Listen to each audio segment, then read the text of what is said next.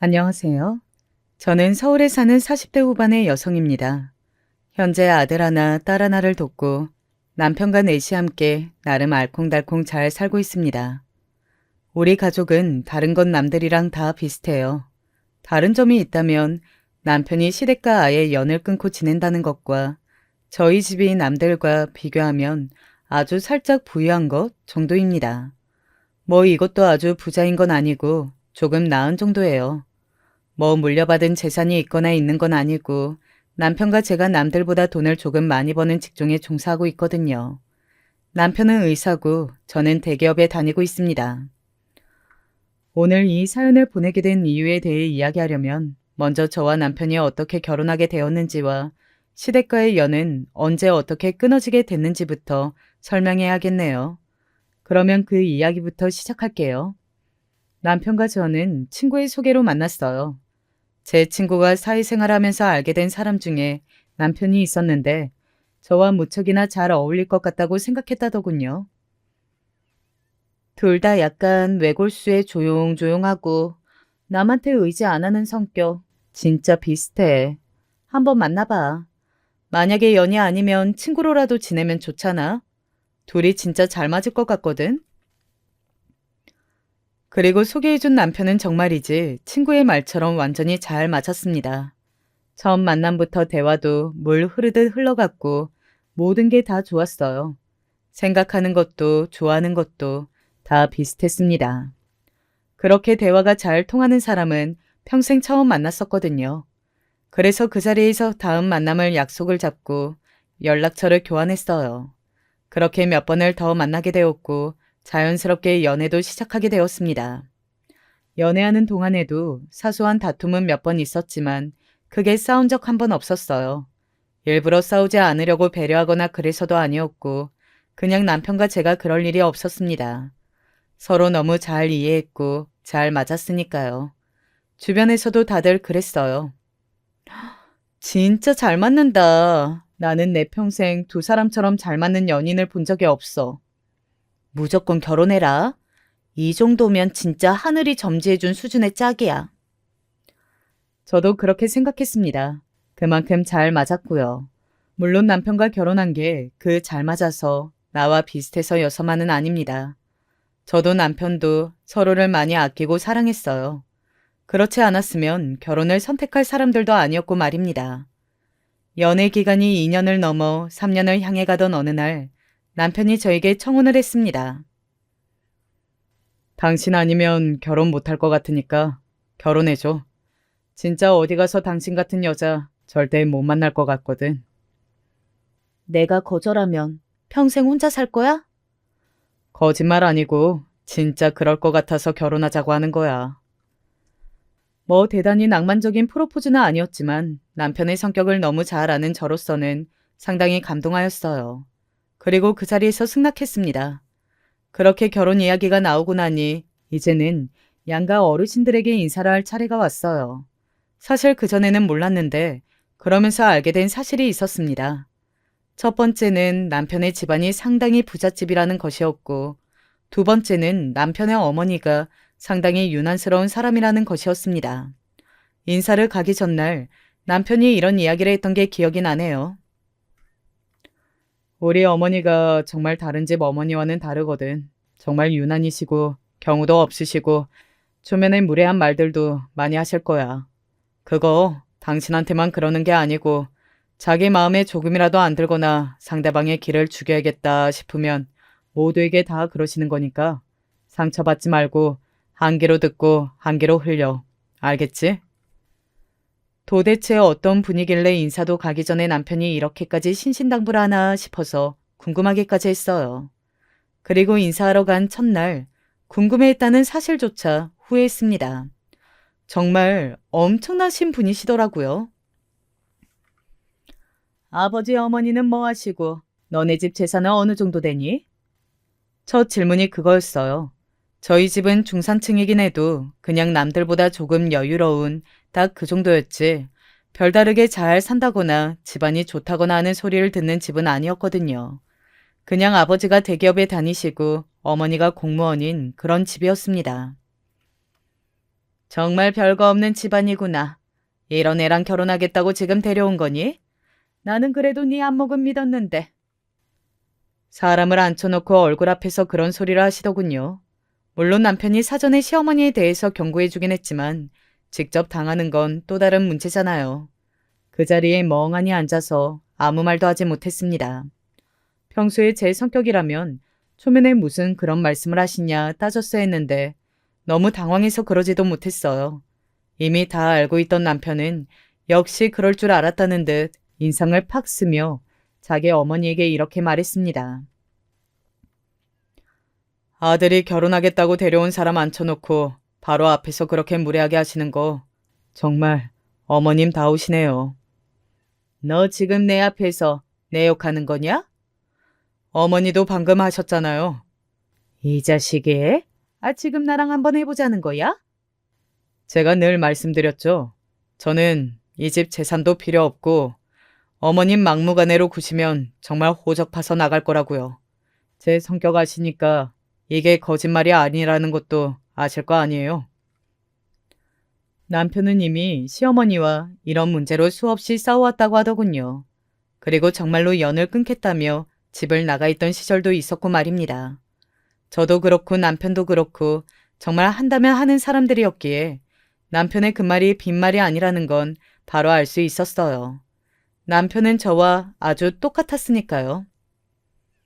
내 의사가 중요한 것도 아닌데 그러면 너희 둘이 알아서 하지. 나한테는 왜 인사시키러 왔니?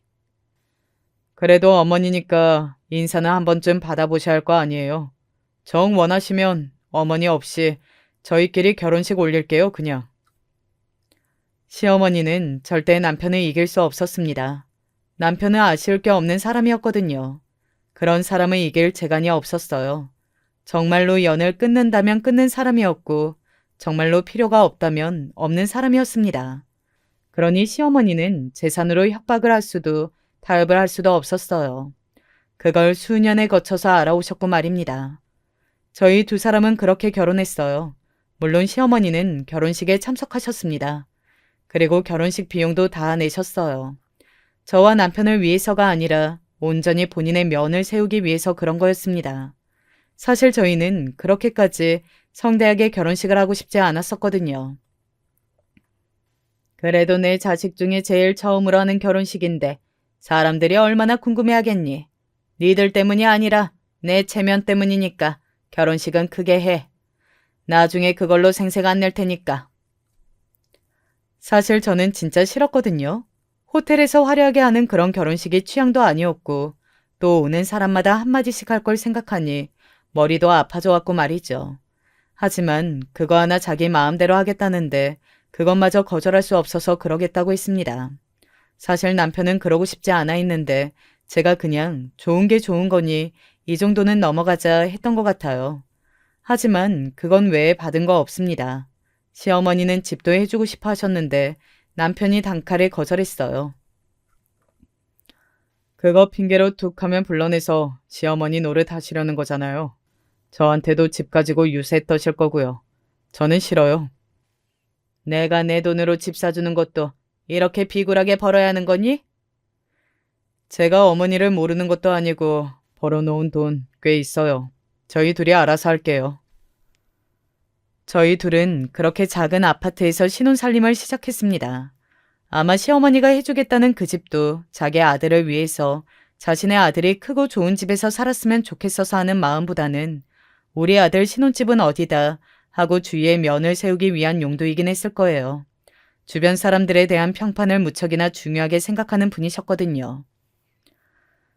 자기 가족한테 못하는 사람들의 공통적인 특징인 것 같아. 주변 사람들 평판에 목숨 거는 거. 그러니까 다들 그러더라. 시어머니는 전형적으로 그런 분이셨습니다. 아무튼 그 집을 받지 않고 저희는 신혼생활을 시작했어요.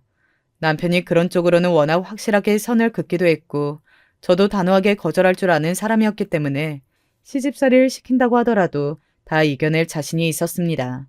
그리고 남편의 말처럼 막말로 인연을 끊으면 그만일 일이었고 말입니다. 하지만 그런 저에게 생각지도 못한 변수 하나가 생겼어요. 그건 바로 도련님의 결혼이었습니다. 남편에게는 남동생이 하나 있었는데 나이 차이가 꽤 났거든요. 그런데 사고를 쳐서 빨리 결혼하게 되었어요. 제가 결혼할 때가 제가 20대 후반, 남편이 30대 초반이었거든요. 저도 꽤 빠른 편이긴 했는데 도련님은 남편보다 8살이나 어렸고 동서될 사람은 그것보다 2살이나 더 어렸습니다. 21살, 이제 막 성인이 된 얼굴에 솜털도 가시지 않은 완전 그야말로 애였어요. 대학 동기라고 하더군요. 5개월쯤 되었을 때 찾아와서 결혼시켜달라고 하더라고요. 당연히 시어머니 성격에 뒤로 넘어갔고 말입니다. 동서는 가난한 집안의 딸이었어요. 뭐 하나 내세울 것 없는 집에서 딸이 공부 하나 잘해서 모든 식구가 그 딸 하나만 보고 있는 그런 집안의 딸이었습니다. 그러니 시어머니 그 성격의 그런 며느리가 눈에 차기나 했겠냐고요. 게다가 저도 마음에 안 들어서 도련님은 제대로 키워서 제대로 마음에 드는 집이랑 사돈을 맺겠다는 말을 밥 먹듯이 저 들으라고 하신 분이 말입니다. 하지만 이미 배가 불러온 아이를 쫓아낼 수도 없고 또 자기들 둘이 낳겠다고 손 붙잡고 찾아왔는데 지우라고 할 수도 없고 알아서 살라고 할 수도 없잖아요. 특히 마지막은 시어머니 본인 평판에 무척 좋지 않으니 절대 하실 일 없고 말입니다. 이 미친놈이 어디서 칠 사고가 없어서 그것도 어디서 저런 애랑. 또다시 시어머니의 막말이 시작되었어요. 어린 동서가 겁에 잔뜩 질려서 그런 모습을 보며 벌벌 떨고 있던 게 너무 안쓰러워 제가 가만히 손을 잡아줬던 기억이 납니다. 원래 저런 분이세요. 저한테도 그랬으니까 너무 겁먹을 필요 없어요. 언니같이 좋은 분한테도 그랬다고요? 그때였습니다. 저는 그 가여운 동서가 정말 동생처럼 느껴졌어요.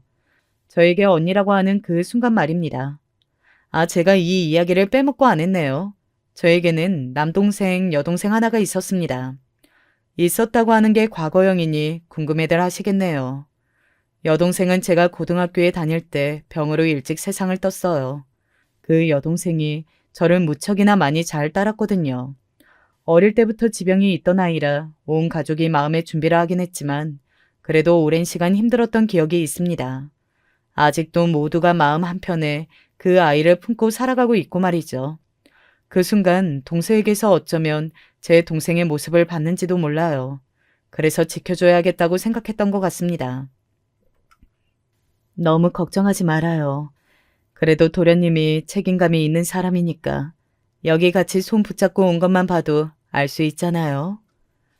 제 그 말에 조금 안심한 듯 동서가 큰 눈에 눈물을 한가득 달고서는 고개를 끄덕이던 모습이 아직도 눈에 선하네요. 하지만 사실 그렇게 말한 것과 달리 도련님은 남편과는 성격이 매우 달랐습니다. 유약하다는 말이 잘 어울리는 사람이었어요. 변덕도 심했고 말이죠. 나쁜 사람은 아니라고 생각했지만 지금 결과만 놓고 보면 나쁜 사람인 게 맞죠 뭐. 자기 사람 하나 제대로 지키지 못했으니 말입니다. 아무튼 도련님은 학생이었고 그건 동서도 마찬가지였습니다. 게다가 동서의 집안은 가난했고요.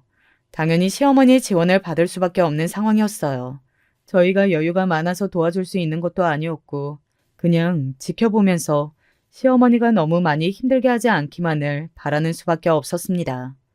제가 시어머니와 연을 끊어낼 수 없었던 가장 결정적인 이유가 이제 뭔지 아시겠죠? 바로 동서 때문이었어요.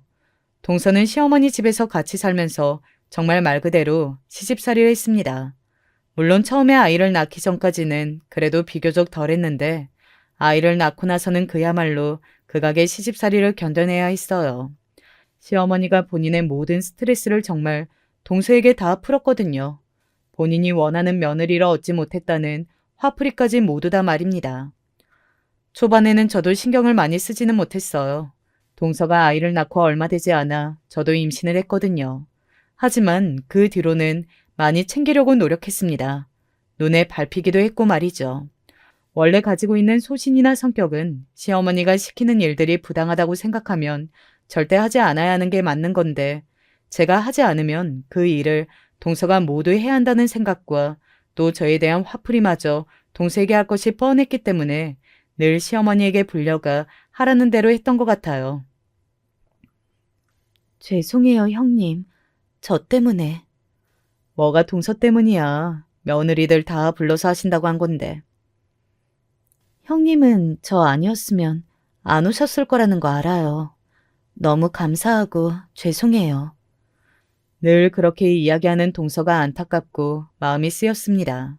그래서 더 많이 챙겨주려고 도와주려고 노력했던 것 같아요. 저것들은 뭐 하나 마음에 드는 게 없어. 꼭 붙어서 뭐하니? 내 흉보니? 아니요, 죄송합니다.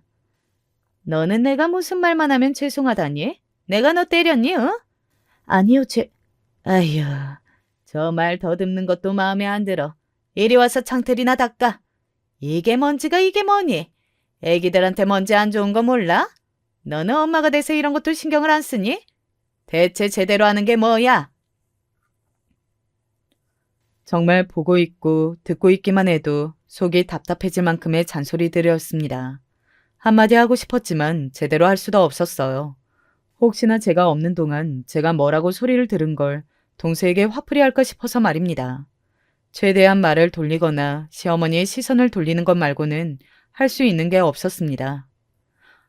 어머니, 윤호 깼나 봐요. 아이고, 윤호야.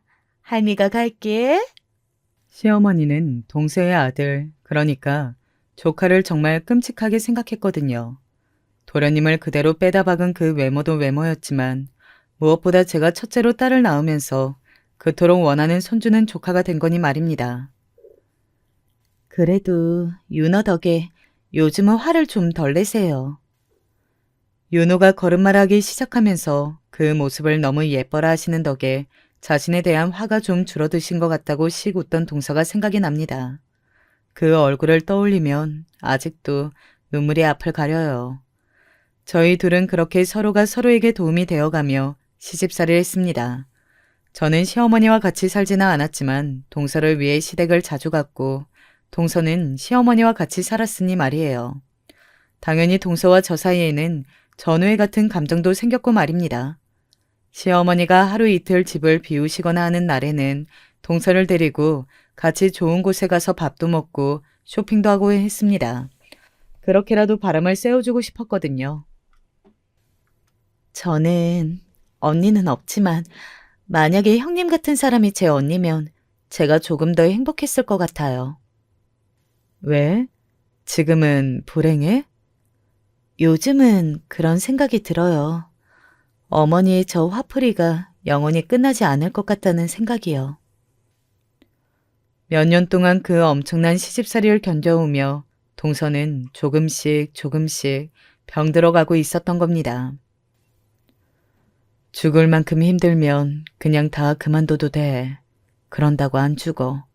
사람은 살아갈 방법은 반드시 찾게 되어 있거든. 세상 그 무엇도 동서 자신보다 더 중요한 건 없어. 그리고 만약에 그런 결심을 하게 되는 날이 오면 내가 진심으로 응원하고 또 도와줄게. 그러니까 너무 겁내지 마.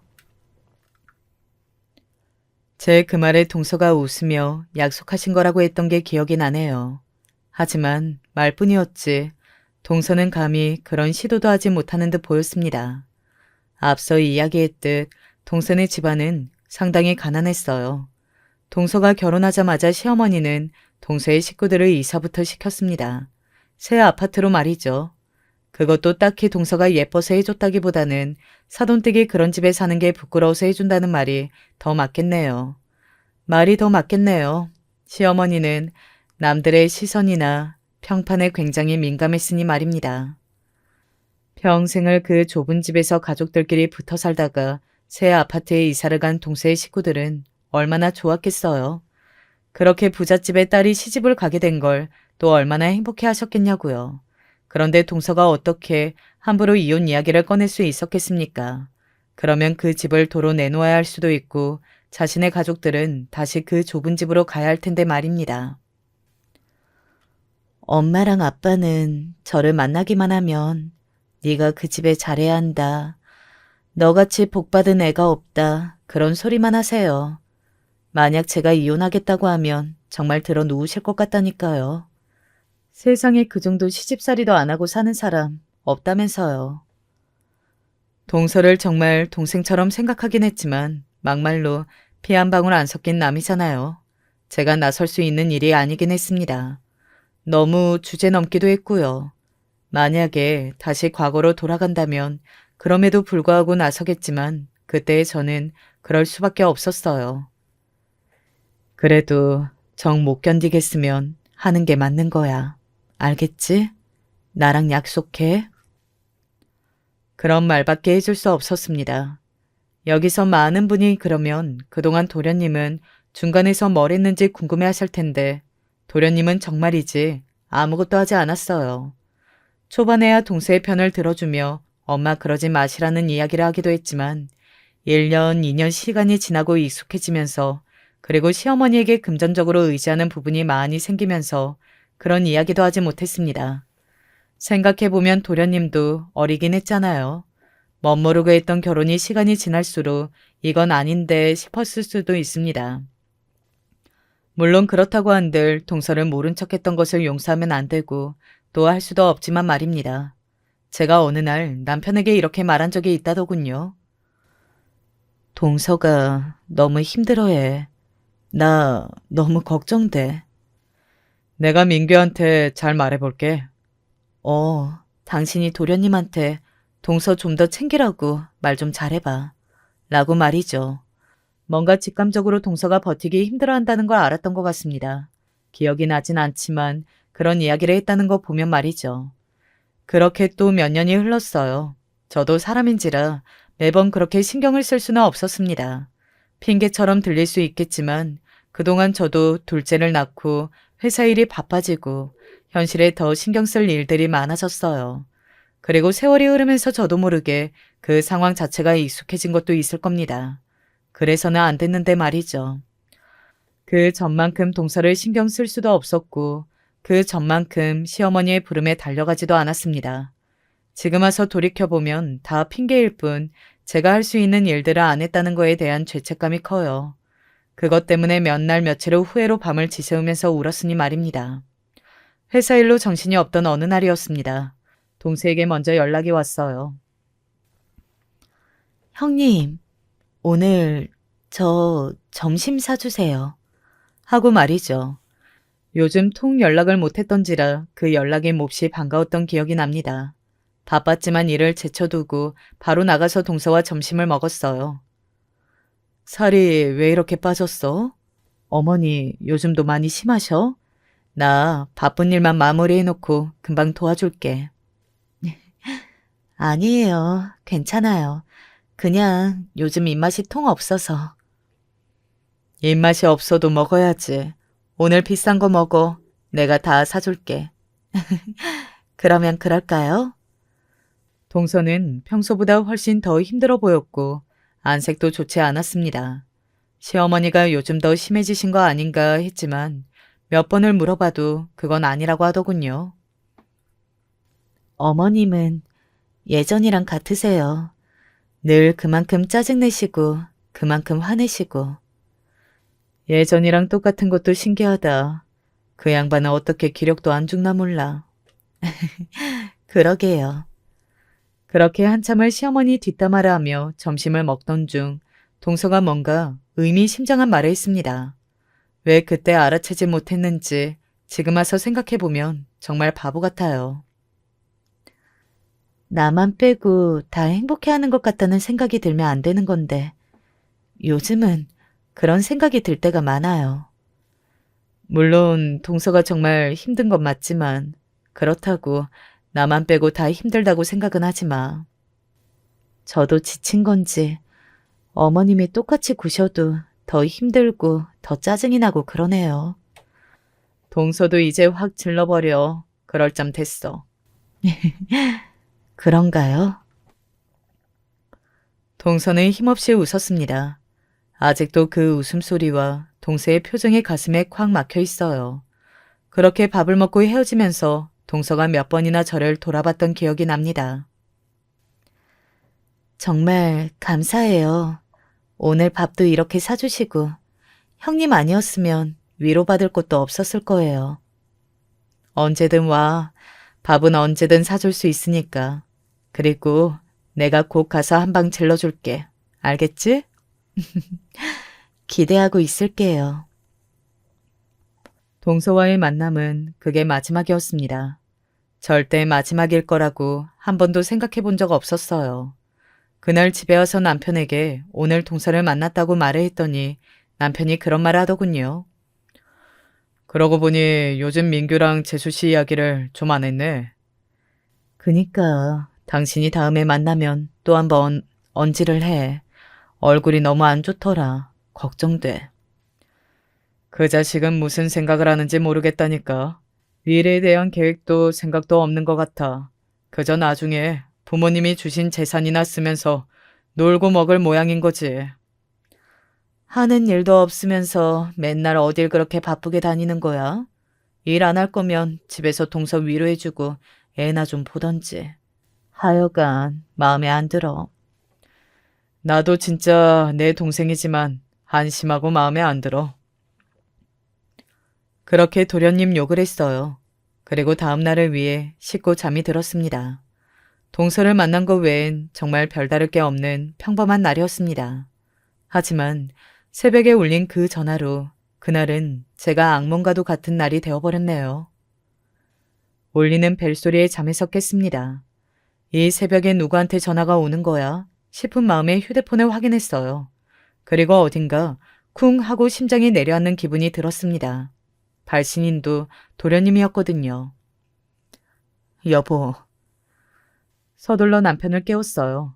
남편은 비몽사몽인 얼굴로 일어났습니다. 왜? 도련님한테 전화가 오는데? 저의 그 말에 남편도 놀란 듯 눈이 휘둥그레지더군요. 이 시간에 무슨 일이지? 저희 둘이 그런 대화를 나누는 와중에 전화가 끊겼습니다. 여기서 도 오질 않길 빌었던 것 같아요. 이제 전화가 다시 걸려오지 않으면 별일 아니거나 실수로 한 거겠지. 다시 전화가 온다면 그건 저희가 이 시간에도 반드시 받아야 하는 전화일 거고 그건 뭐든 큰일이 일어났다는 걸 테니 말입니다. 그리고 그 시간의 전화는 어딘가 늘 불길하잖아요. 하지만 그런 제 바람과는 달리 전화가 다시 울렸어요. 남편도 어딘가 불안한 얼굴을 하고 조심스레 전화를 받았습니다. 이 시간에 무슨 일이야? 뭐? 말을 제대로 해. 뭐라고? 재수 씨가 왜?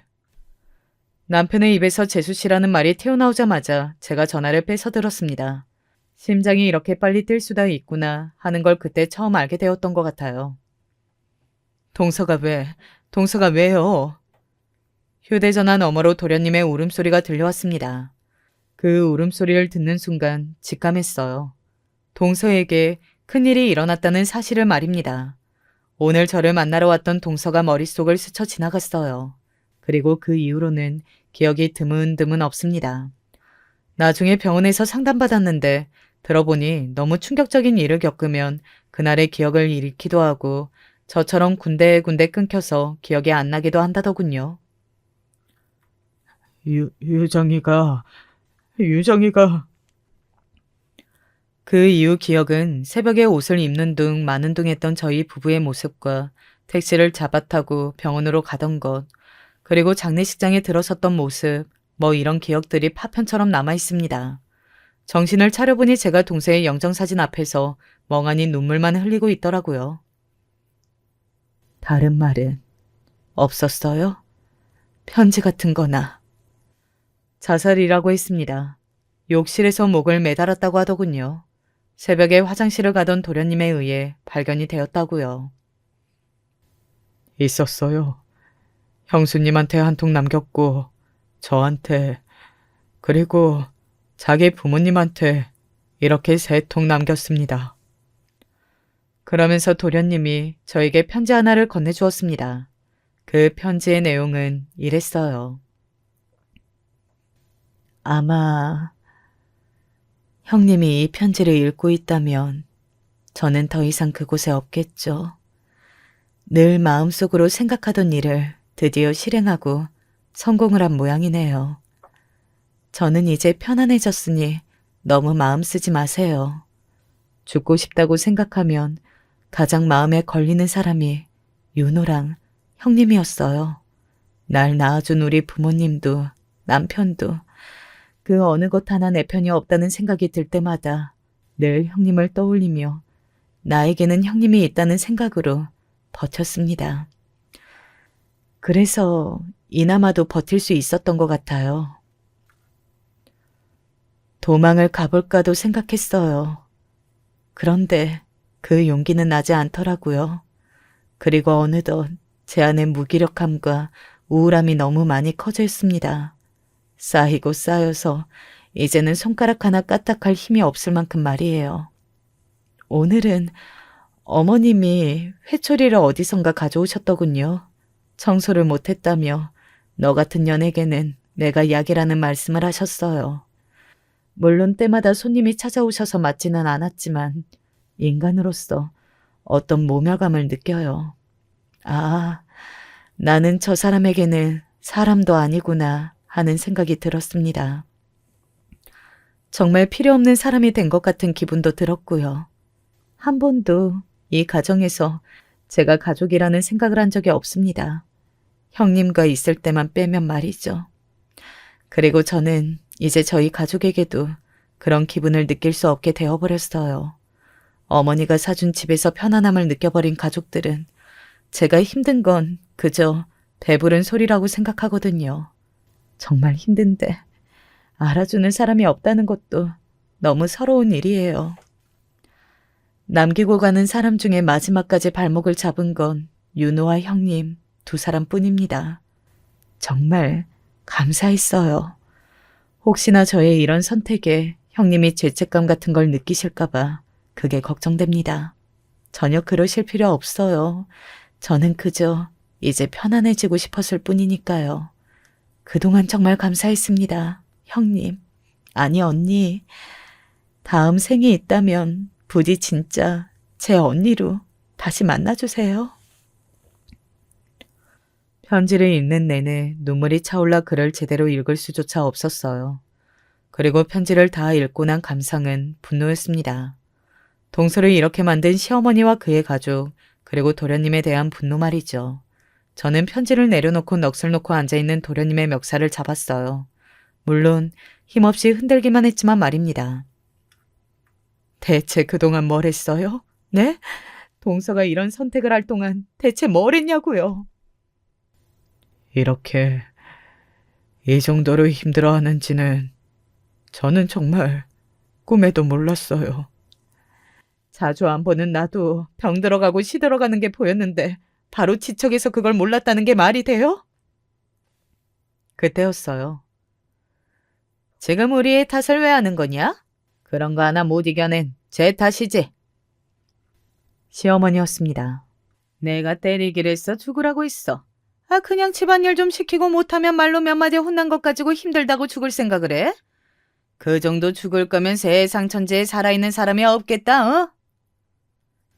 지금 어머니 때문에 힘들어서 죽은 사람 장례식장에서 그게 할 소리세요? 어머님이 사람이세요? 뭐라고?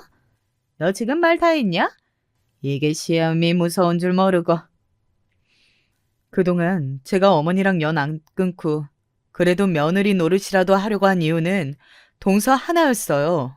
동서 없었으면 진작에 연 끊고 얼굴 안 보면서 살았을 거예요. 그냥 혼을 좀 내요? 매번 사람 자존감 바닥으로 가게 깔아뭉개고 폭언하고 그걸 몇 년씩 매일을 겪으면 제정신일 사람이 몇이나 돼요.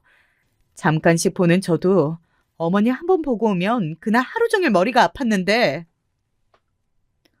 제 말을 듣고 있던 시어머니는 분노가 차오르는 듯 얼굴이 실룩거리더니 손을 들어 제 뺨을 때리려 했습니다. 그리고 남편이 그걸 막았어요. 손대지 마세요. 이게 지 엄마한테? 어머니다워야 어머니죠. 제가 늘 이야기했죠. 낳기만 했다고 부모 아니라고. 그리고 저는 언제든 어머니와 연 끊을 수 있다고요. 이것들이 쌍으로? 오늘이 그날인 것 같네요. 어머니와 연 끊는 날.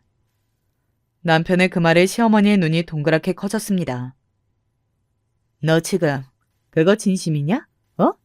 정말 부모와 자식 간의 연을 끊겠다고? 네.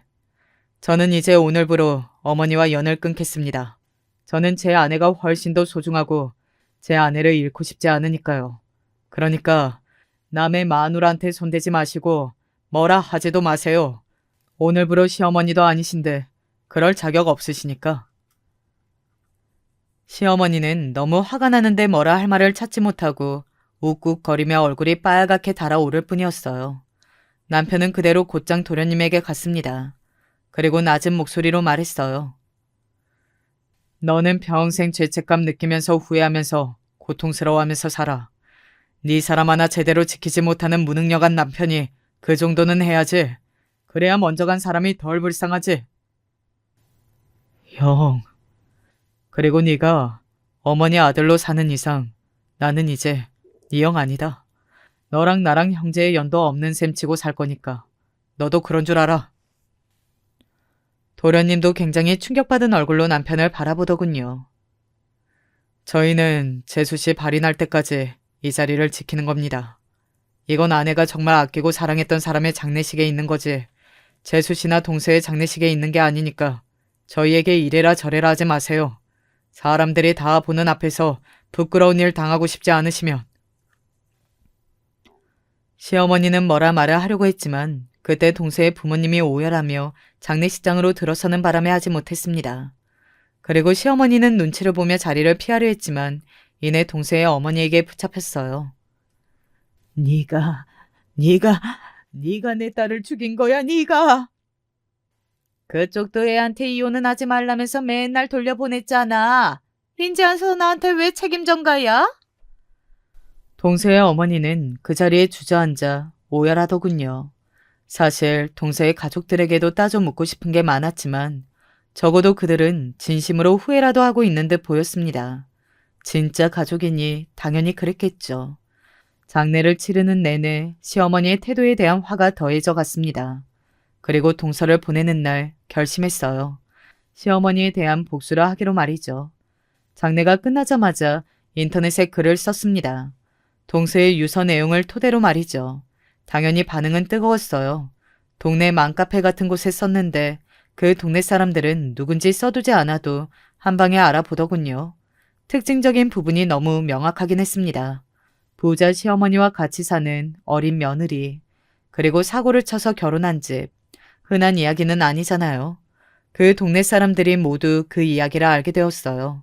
시어머니가 지나갈 때마다 수근거렸습니다.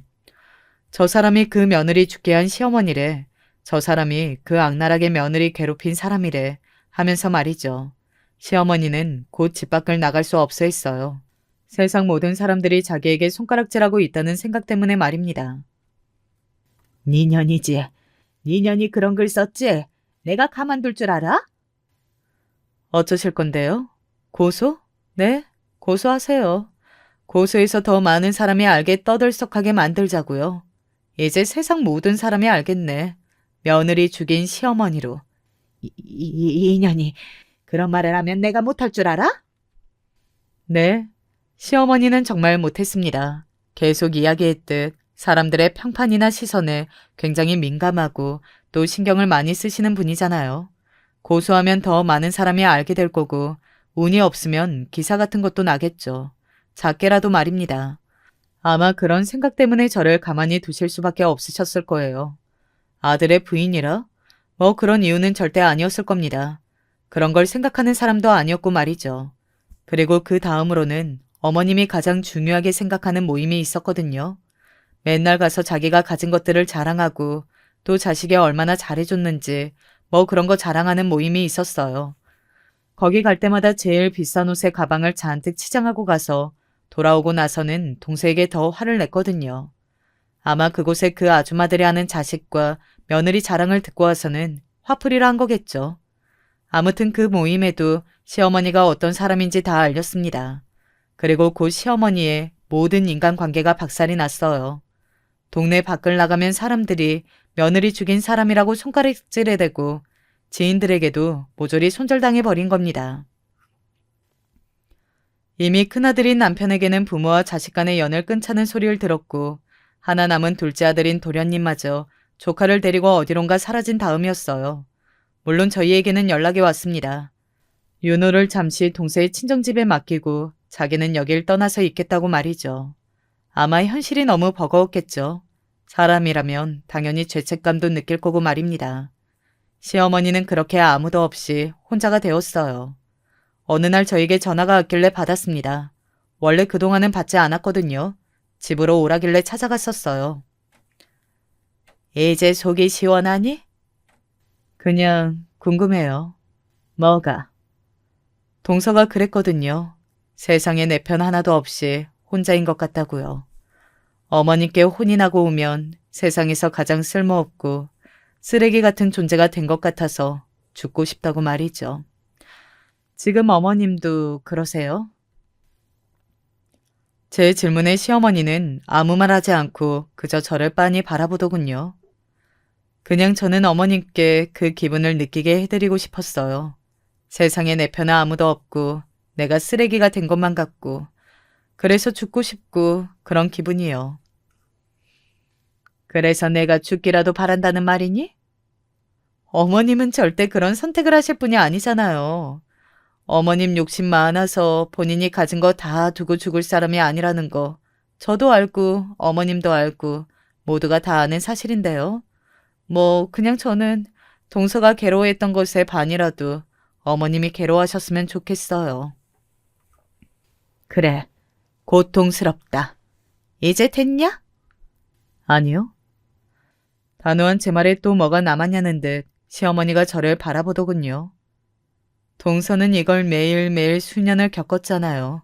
어머님은 이제 고작 넉 달이고 그러니까 동서가 고통스러워한 시간만큼 어머님도 고통스러워하세요. 그래야 끝난 거죠. 뭐 그런데도 동서는 죽고 없고 어머님은 살아계시니 동서가 훨씬 더 불쌍하긴 하지만 그런 제 말에 시어머님이 하얗게 질리셨어요. 그러면 이걸 몇 년 동안 더 한다는 이야기니? 네. 어머님이 어디로 이사를 하셔서 어떤 친구들을 만드시든 저는 가서 또 어머님이 어떤 사람인지 다 말하고 다닐 거예요. 설마 이거 한 번으로 제가 복수를 한다고 했겠어요? 왜 이렇게까지 하는 거냐, 어? 시어머니의 그 질문에 제가 대답했습니다. 저도 죄책감을 느끼거든요. 그래서 이렇게나마 치르는 거예요. 라고 말이죠. 그리고 얼마 가지 않아 시어머니는 정말 이사를 갔습니다. 그 집을 팔고 원래 가지고 있던 강남의 건물도 팔았어요. 그토록 좋아하던 강남을 벗어나게 된 겁니다. 그러고는 조금 조용한 동네로 옮겼어요. 저는 바로 소문내지 않았습니다. 시간이 조금 지나서 시어머니가 그곳에서 자리를 잡기만을 기다렸어요. 그리고 자리를 잡았다 싶었을 때 다시 그 동네에서 더 이상 살 수 없게 소문을 냈고요. 시어머니는 정말로 제가 그렇게까지 할 줄은 몰랐는지 이번에도 불러서 지난번처럼 난리를 쳤지만 결국 저에게 고소든 신고든 그 어떤 것도 하지 못했습니다. 마찬가지로 더 소문이 날까봐 두려워하셨기 때문이에요. 그런 일이 몇 번 더 반복되었습니다. 이사를 하면 또 가서 소문내고 하는 일 말이에요. 그렇게 몇 년이 지났어요. 여전히 도련님은 긴 여행에서 돌아오지 않고 계셨고 소문으로 늘 도망만 다니는 시어머니는 자신이 그렇게 아끼고 아끼던 손주가 초등학교에 가는 것도 보지 못했습니다. 윤호 말이에요. 동서가 그런 말을 한 적이 있거든요. 이게 끝나지 않을 것 같아서 너무 힘이 든다고요. 세월이 지나면 내가 노력하면 나아지겠지. 그런 희망이 없다고. 그래서 더 깜깜하고 힘이 든다고 했던 건 말입니다. 시어머니가 그런 감정을 느끼고 계신 것 같았습니다. 저를 찾아와 무릎을 꿇고 빌다가 이런 말씀을 하셨거든요. 언제 끝나니? 끝이 있기는 한 거니?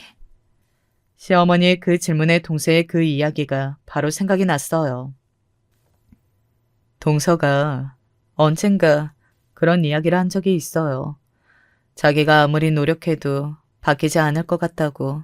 이 악몽이 끝나지 않을 것 같아서 그게 가장 무섭고 거기서 가장 무기력함을 느낀다고.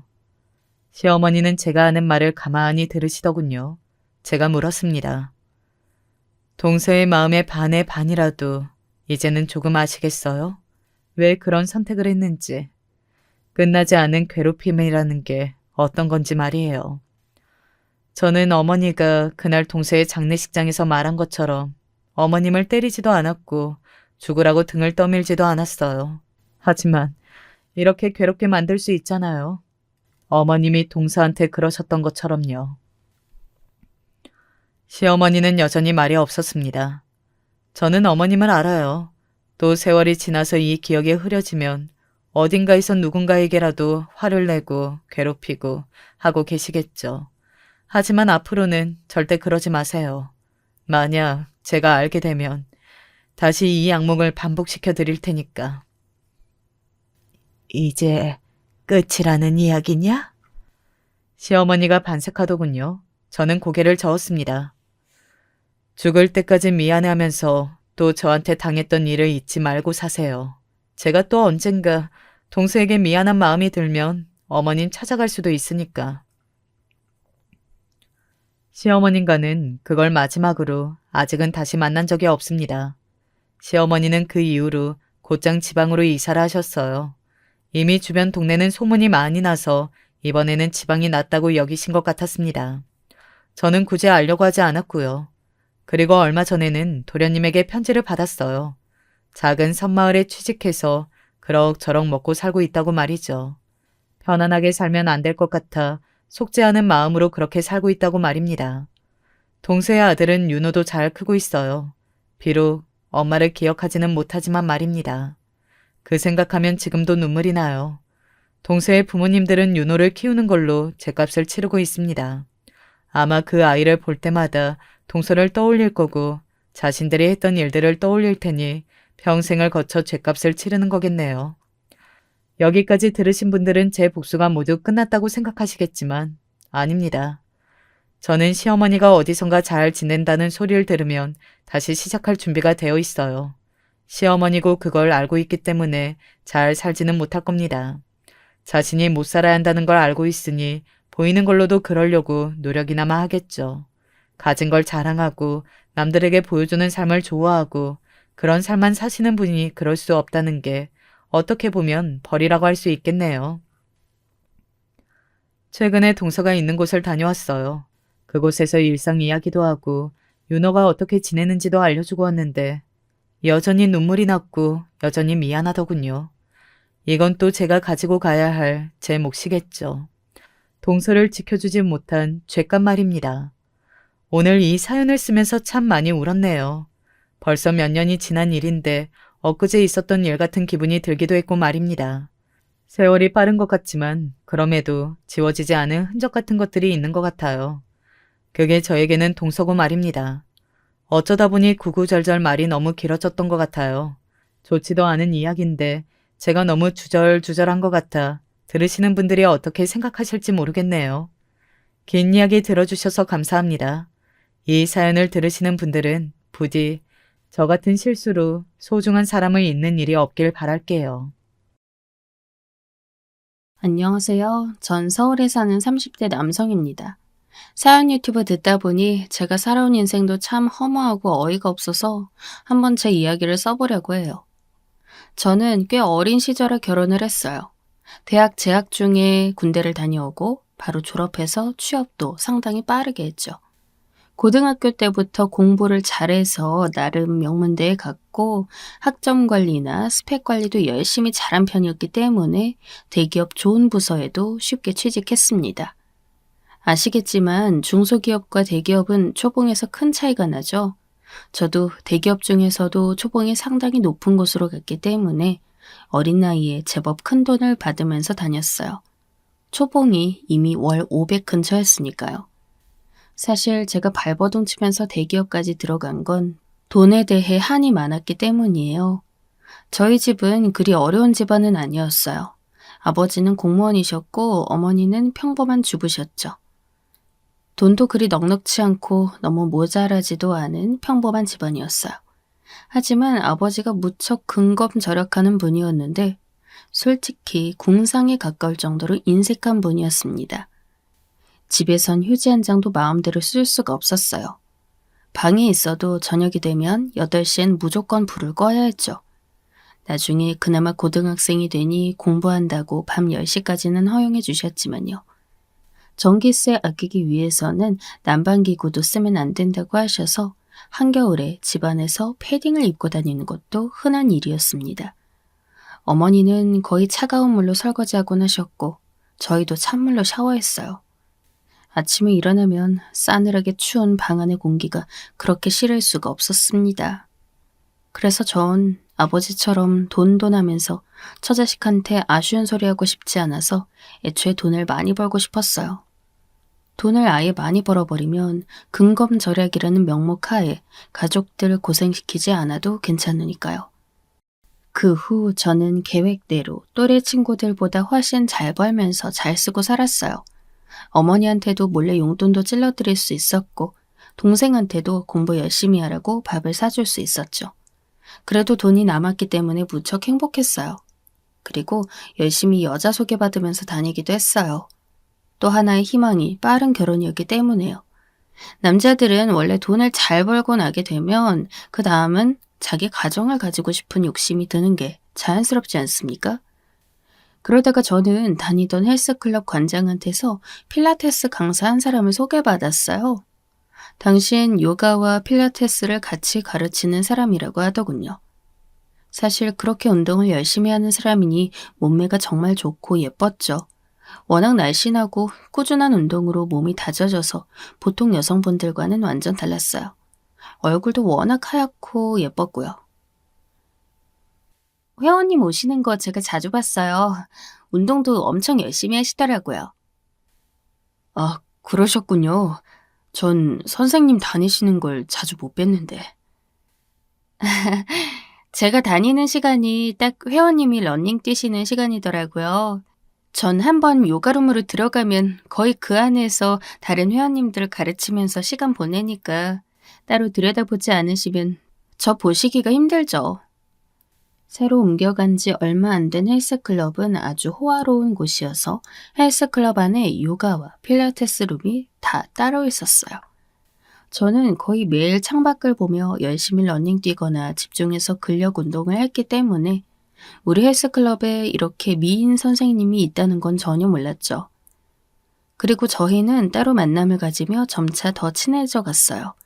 선생님은 워낙 미인이었기 때문에 따로 말 거는 회원들이 많았는데 그때마다 제가 하던 운동도 그만두고 다가가서 가르치곤 했죠. 선생님도 제가 마음에 든 눈치였고요. 결국 저희는 정식으로 사귀기 시작했고 사귄 지 한 반년 정도 만에 청혼을 했습니다. 선생님, 이젠 여자친구가 된 그녀는 무척 기뻐하면서 제 청혼을 받아주었어요. 저는 자신 있었어요. 대기업에서 잘 나가는 직원이기도 하고 아버지는 공무원이었으니 집안도 꿀릴 게 없었고요. 워낙 아버지가 근검절약해서 살아오신 덕분에 집에 재산도 모자랄 게 없었어요. 그래서 저희는 상견례 전에 서로 집안에 찾아뵙기로 했습니다. 저희 집에선 예쁜 며느리감을 보시곤 처음엔 좋아하셨는데 요가 필라테스 강사를 하니 조금 난처해하셨어요. 어르신들은 그런 직종에 대한 인식이 그리 좋지 않은 편이니 어쩔 도리가 없었죠. 아버지는 며느리감이 예쁘긴 한데 너무 낭비가 심할 것 같다 하시면서 절 말리셨어요. 너 얼굴 뜯어먹고 결혼 생활하는 거 아니다. 적당히 소박하면서 아껴 쓸 줄 아는 여자 골라야 해. 아버지, 저는 지금 제 여자친구 사랑합니다. 전 여자친구를 사랑하는 거지 얼굴 때문에 같이 살려는 게 아닙니다. 이 녀석아, 네 여자친구가 못생겼어도 처음에 네 눈을 끌었겠냐? 그건 아니었겠죠. 하지만 지금은 마음으로 그 친구 사랑합니다. 전 포기 못해요. 그러다 너 아내 되는 사람이 사치로 전부 털어먹으면 어쩌려 그러냐? 네가 아무리 대기업 직원이라 돈을 많이 벌어도 결국 바닥이 드러나게 돼 있어. 그러지 않을 겁니다. 물론 돈을 아끼는 편은 아니지만요. 그건 저도 마찬가지고요. 저도 돈을 쓸 때는 아낌없이 쓰니까요. 아내도 물질적으로 풍요롭게 해줄 겁니다. 아버지는 절 아무리 설득해도 먹히지 않을 거라는 걸 눈치채곤 포기하셨어요. 전 자라면서 항상 저희 아버지와 어머니가 참 답답했거든요. 아버지는 너무 빡빡하게 모든 것을 아끼려 드셨고 어머니는 언제나 그런 아버지 말에 순종했습니다. 어머니는 다정하고 온화한 분이었지만 그래서 더욱 아버지한테 눌러 사셨죠. 전 그러고 싶지 않았어요. 전 제 아내와 아이, 돈 걱정 안 하게 하고 살고 싶습니다.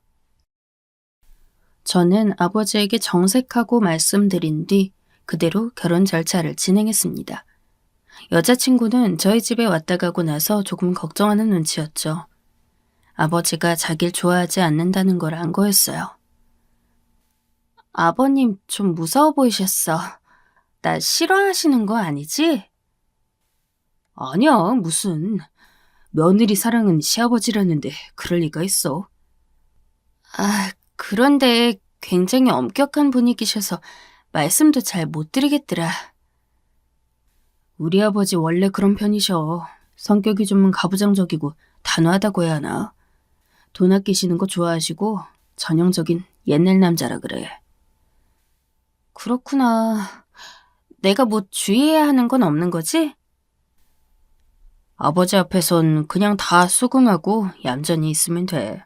아, 그리고 뭐 샀다는 말씀은 안 드리는 게 좋아. 아버지가 돈 쓰는 걸 엄청 싫어하시거든. 저는 아버지께 그렇게 말씀드리긴 했지만 그래도 여자친구와 부모님 사이에 갈등이 일어나는 건 싫었기 때문에 그렇게 말해두었습니다. 결혼하면서 다른 것은 전부 좋았어요. 저희 부모님도 더 이상은 말씀 안 하셨고 여자친구도 부모님 앞에선 입을 엄청 조심했으니까요. 저와 데이트하면서 먹은 저녁 메뉴조차 쉽게 말하지 않아서 부모님과는 그리 크게 갈등날 일이 없었어요. 저희 집에 가끔 갈 때는 꼭 소박한 옷에 소박한 가방을 들어서 아버지도 아직은 반신반의하셨지만 그래도 여자친구에게 조금 더 호의적이 되셨어요. 그런데 장모님 뵀을 때 좀 의아했던 일이 있었습니다. 아유, 어서 오게. 김서방, 어쩜 이리 잘생겼어? 상견례 전에 장모님께 처음으로 갔던 날이었죠. 몇 년 전 장인어른이 돌아가셨기에 예비 처가에는 예비 장모님과 여자친구만 살았어요. 남동생도 있다는데 지금은 따로 살고 있다더군요. 지방에서 일을 한다면서요. 장모님은 자식들만 보고 평생 살아오셨다고 했어요. 아내가 요가 강사이자 필라테스 강사 일을 하면서 벌어온 돈이 전부라 집은 좁고 낡은 곳이었습니다. 우리 집이 좀 누추하지. 이런 곳으로 오라 해서 미안하네. 그래도 명색이 처가인데 좀 더 편히 쉴 수 있는 곳임 좋았을 것을. 아닙니다, 장모님. 그런 말씀 마세요. 제 여자친구 집인데요. 그리고 곧 제 처가가 될 거고요. 아유, 그래. 우리 딸 정말 잘 부탁하네. 아유, 어쩜 이리도 잘생기고 능력도 좋은 남편감을 골라왔을꼬, 우리 딸이. 사실 제가 먼저 다가간 거라서요. 장모님은 상다리가 부러져라 음식을 차려놓곤 절 환대해 주셨어요. 대기업 직원의 능력 있고 잘생겼다며 칭찬해 주시는 그 말이 듣기 싫었다고는 말할 수 없겠어요. 저는 장모님이 그렇게 환영해 주시는 게 좋아서 처가에서 무척 기분 좋게 머물렀답니다. 여자친구도 자연스럽게 제 옆에서 시중을 들면서 마치 제가 이미 결혼해서 한참 된 것 같은 기분이 들기도 했고요. 자연스럽게 느껴지는 안정감과 자랑스러움에 저는 이 결혼이 무척 기뻤어요. 옆을 돌아보면 아내는 흰 피부에 너무 예쁜 사람이었고 장모님은 조금 드세 보였지만 저를 정말 아끼는 얼굴이었으니까요. 이젠 우리 딸이 고생을 안 하겠구먼. 사위를 이리 좋은 사람을 얻었으니. 사실 말이 그렇지. 우리가 여태까지 참 고생 많이 했다네. 아유, 엄마, 그런 말을 해요, 왜? 아유, 사실이 그렇지. 뭐 속이고 살 것도 아닌데. 안 그런가, 김서방? 아유, 물론이죠. 가정사를 숨길 게 뭐가 있겠습니까? 사실 여자친구한테서 다 들은 이야기이긴 했어요. 여자친구는 어렵게 살아왔다면서 특별히 그런 걸 저에게 숨기고 결혼하고 싶지 않다고 했으니까요. 그런 여자친구의 말을 저는 참 고맙게 들었습니다. 그렇게 어렵게 자라나서인지 여자친구는 제가 사주는 작은 물건들에도 많이 고마워했고 저는 그렇게 예쁘게 자라는 여자친구가 참 좋았죠. 그래서 명품이나 그런 것도 잘 사주었어요. 여자친구는 사실 절약을 잘하거나 그런 성격은 아니었어요. 사고 싶은 게 있으면 당장 사야 했고 본인 말을 들어보자면 충동 조절이 잘 안 된다 했거든요. 작은 문구나 커피나 이런 것들을 참 많이 사서 낭비하곤 했습니다. 너무 오랜 시간 없이 살아서 수중에 돈이 있으면 자기가 사고 싶은 걸 사고 싶은 충동을 못 참는다 하더군요. 사실 여태 우리 집엔 TV 하나도 제대로 된 걸 못 사놨어. 참 슬프지 않은가? 아, 그렇군요. 처가의 TV는 조금 낡은 것이었습니다. 하지만 저희 집에 걸린 것보다는 상태가 훨씬 나아 보였는데 장모님의 말에 그렇지 않다고 할 수도 없어서 전 그냥 고개를 끄덕였어요. 저희 회사에서 TV를 직원가에 할인해서 파는데 그것 좀 사다 드리겠습니다. 어머나, 정말인가? 아유, 세상에. 난 그런 뜻으로 한 말은 아니었는데. 고맙네, 김서방. 장모님은 너무 기쁘게 박수치면서 웃으시더군요. 저는 예비 처가에도 별 생각 없이 TV를 선물할 수 있는 제 자신의 능력이 자랑스럽기도 하고 뿌듯하기도 해서 웃고 말았어요.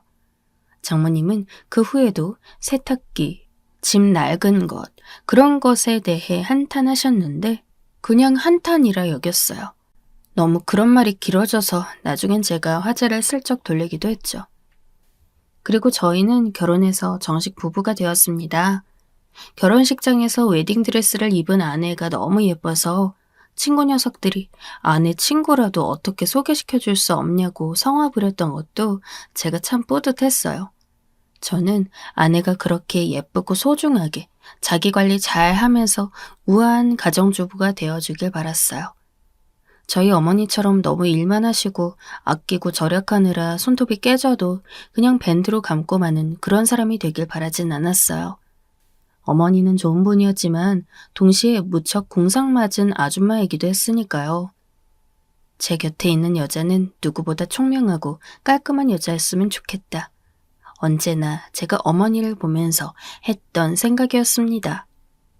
그런데 결혼하고부터 아내는 정말 자유롭게 돈을 쓰기 시작했어요. 제 경제권을 완벽히 넘겨주고 저는 용돈만 받아 쓰기로 했으니까 처음에는 아내가 돈을 어떻게 쓰는지도 몰랐습니다. 어느 날 보니 아내가 식기 세트를 완벽하게 바꿔서 처음 보는 예쁜 그릇으로 식사를 내주더군요. 이거 새로 산 거야? 응, 홈쇼핑에서 세트로 팔길래. 요즘 예능이나 드라마에도 많이 나오는 그릇이야. 너무 예쁘지? 아, 그러네. 예쁘다. 밥맛도 더 좋은 것 같아. 예쁜 그릇에 담긴 음식과 앞에 앉은 예쁜 아내.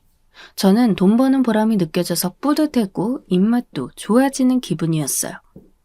그런 식으로 아내는 조금씩 주변 물건들을 바꾸곤 했죠. 나중에 알고 보니 금액적으로는 그리 조금씩이 아니었던 게 문제였습니다만.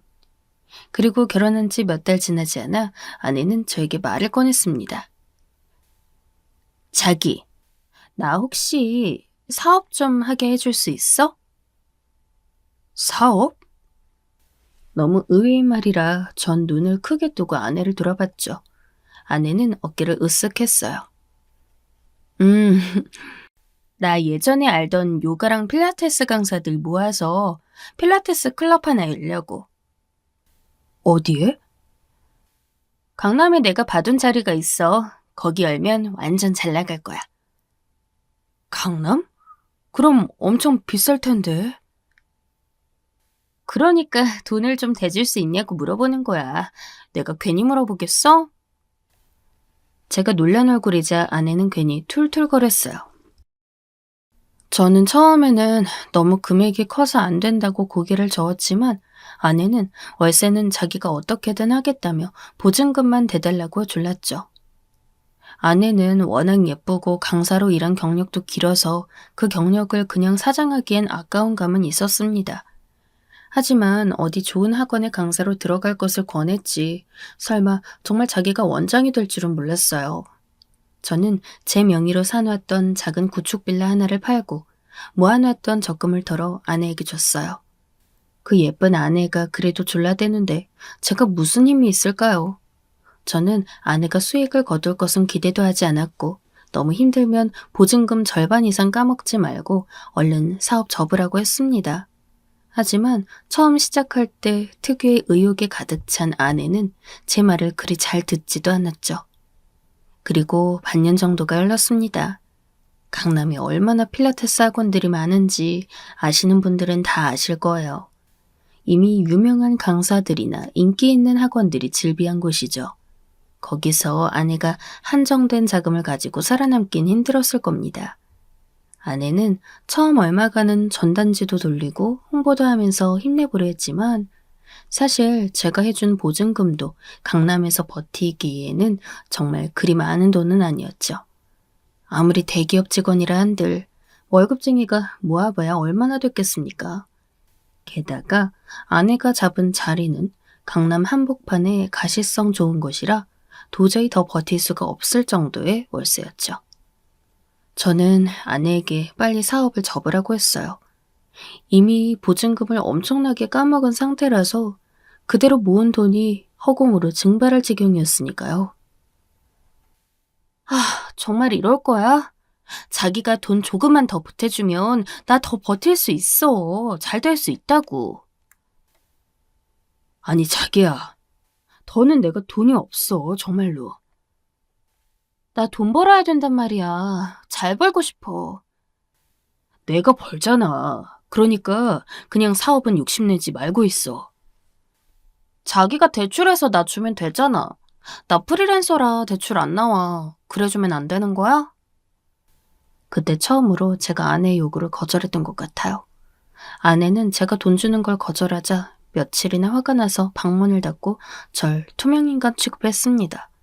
전 지쳐갔지만 결국 아내는 자기 사업이 망했다는 걸 인정하고 폐업한 채 돌아왔죠.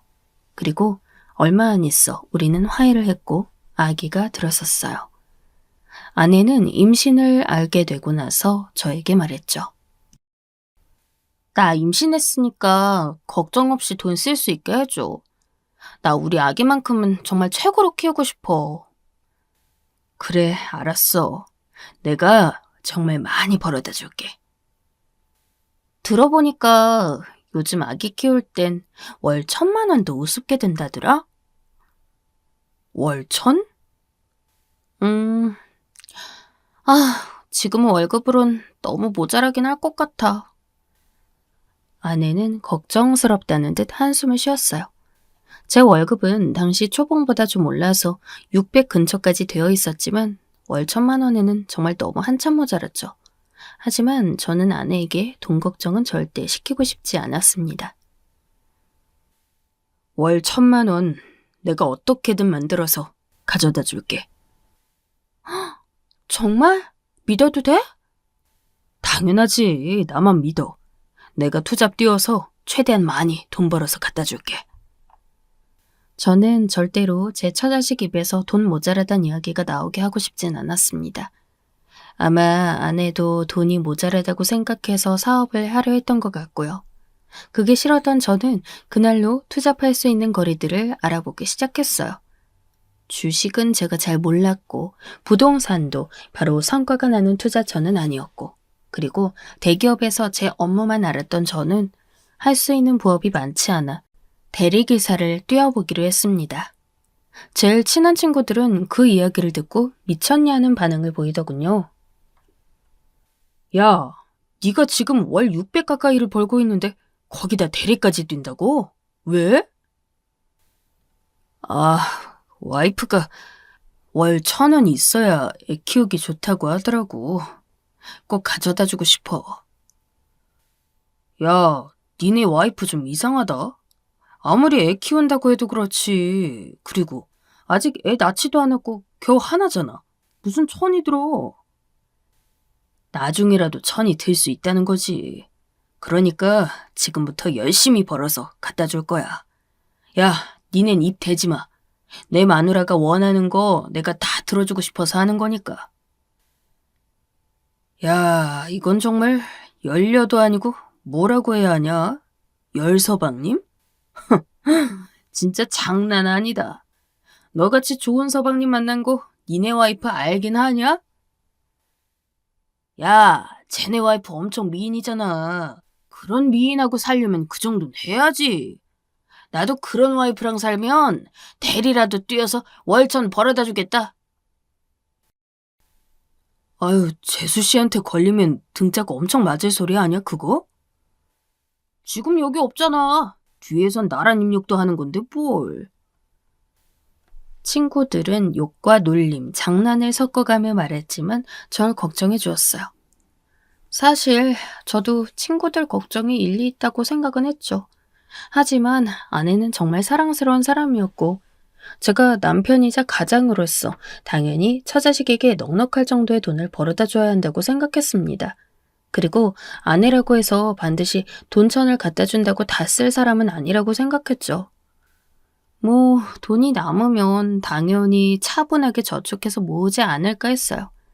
전 돈을 버는 데만 집중하고 아내는 잘 쓰고 모으면 그게 우리의 미래에 보탬이 될 거니까요.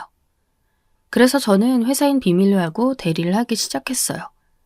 투잡해보신 분들은 알겠지만 정말 체력적으로 많이 힘들거든요. 저는 처음엔 젊다고 그리 힘들 것으로 예상치 못했다가 시작한 지 한 달여 만에 완전히 파김치가 되어버렸습니다. 아내는 그런 제게 이것저것 좋다는 걸 먹으라고 해주었죠. 자기, 이렇게 힘들어서 어떡해? 아니야. 그래도 이렇게 벌어서 우리 미래가 행복해질 수 있으면 되는 거지. 우리 아기 태어나면 정말 최고로만 해주면서 살자. 옷도 먹는 것도 전부 아주 최고급으로만 해줄 거야. 아내는 태어날 아기와 행복하게 살 생각에 더할 나위 없이 기뻐했어요. 저를 걱정하면서도 그렇게 행복해하는 얼굴을 보니 도저히 제가 힘들다고 대리기사 일을 그만두겠다고를 못하겠더군요. 저는 아내의 그 얼굴과 점차 불려오는 배를 보면서 다시 한번 힘을 냈죠. 대리기사 해보신 분들은 아시겠습니다만 건당 대략 10,000원에서 20,000원 사이를 벌 수 있습니다. 생각보다 열심히 뛰면 짭짤하게 벌 수가 있죠. 저는 당시 월 1,000,000원을 채우겠다는 생각으로 정말 열심히 뛰었어요. 퇴근하고 새벽까지도 계속 일했고 젊음만 믿고 모든 힘을 짜내서 일하곤 했죠.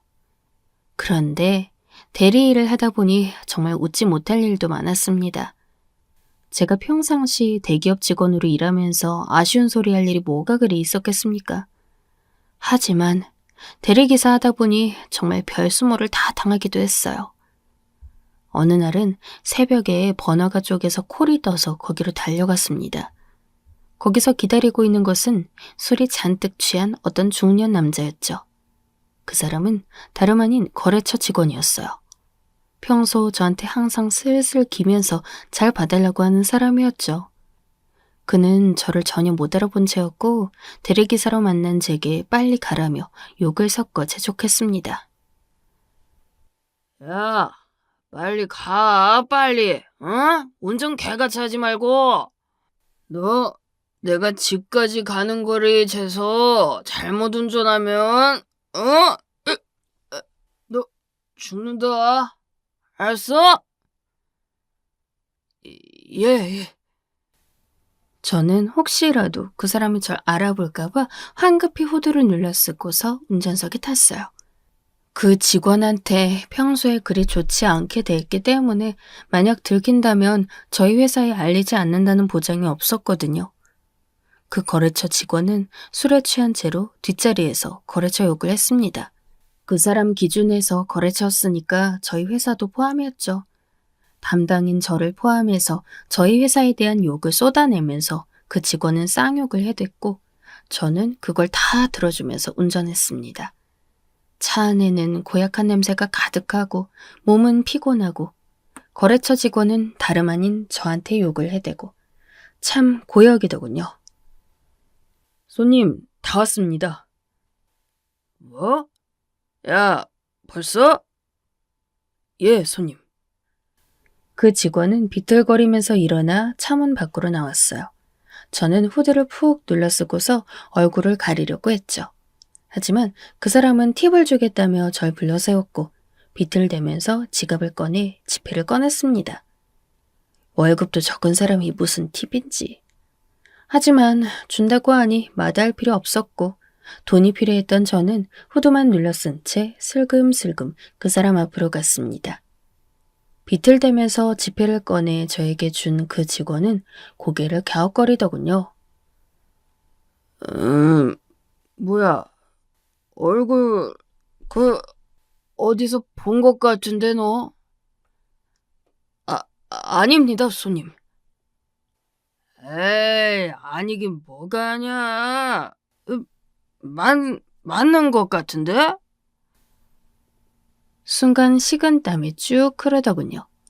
팁 몇 푼 받으려고 손님에게 괜히 가까이 갔다가 알아볼까봐 정말 너무 무서웠어요. 저는 뒤로 물러서서 급하게 돈만 받아 도망치듯 가버렸습니다.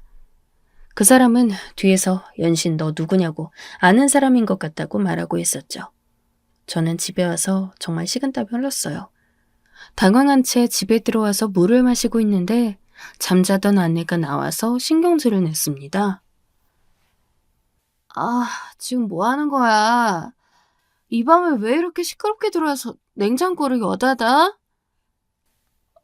미안, 자고 있었지? 그래.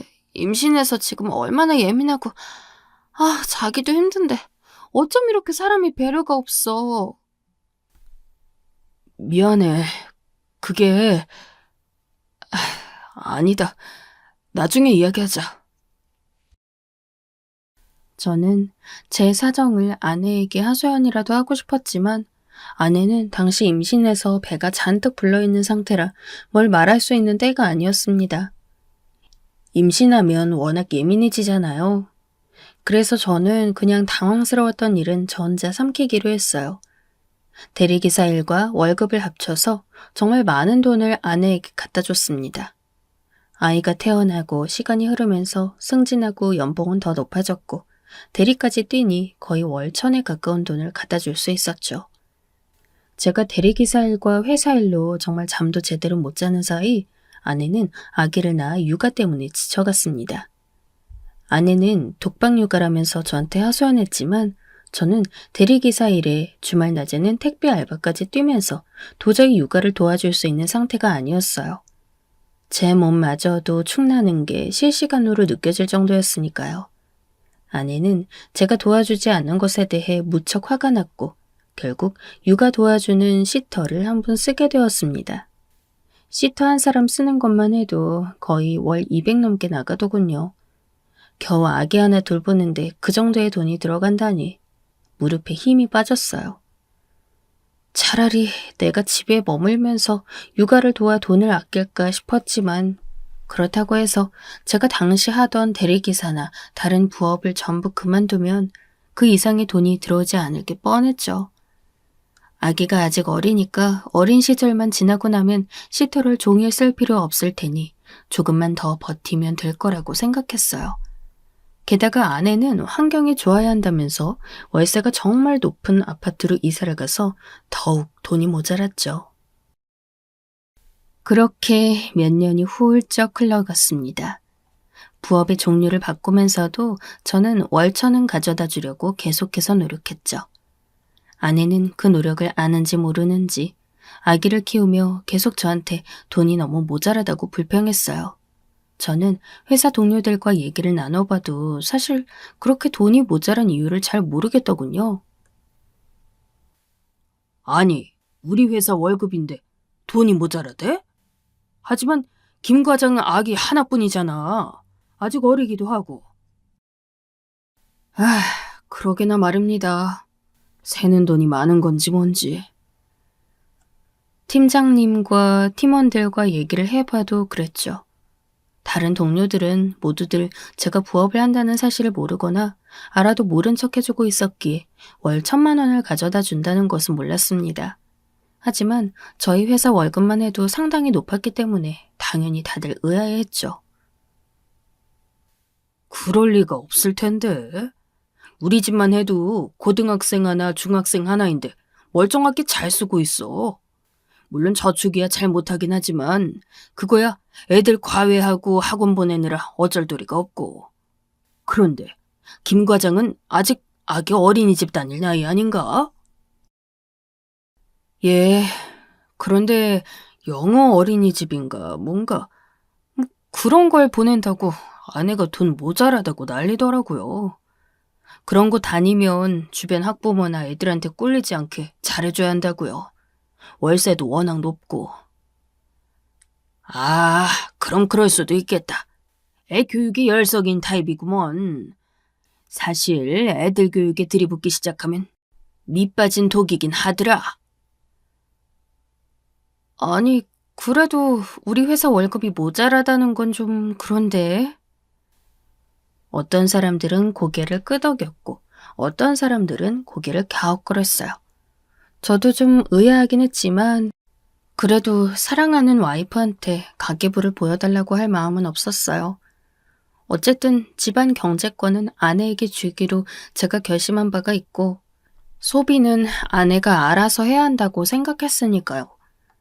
그로부터 얼마 지나지 않았을 때 아내가 말했습니다. 여보, 이제 시터 안 쓸 거예요. 아, 그래? 이제 당신이 하려고? 엄마가 와서 도와주신대. 엄마가 도와주면 나도 괜찮지 뭐. 여태까지 아내는 아이 육아가 힘들다며 종일 시터를 써왔어요.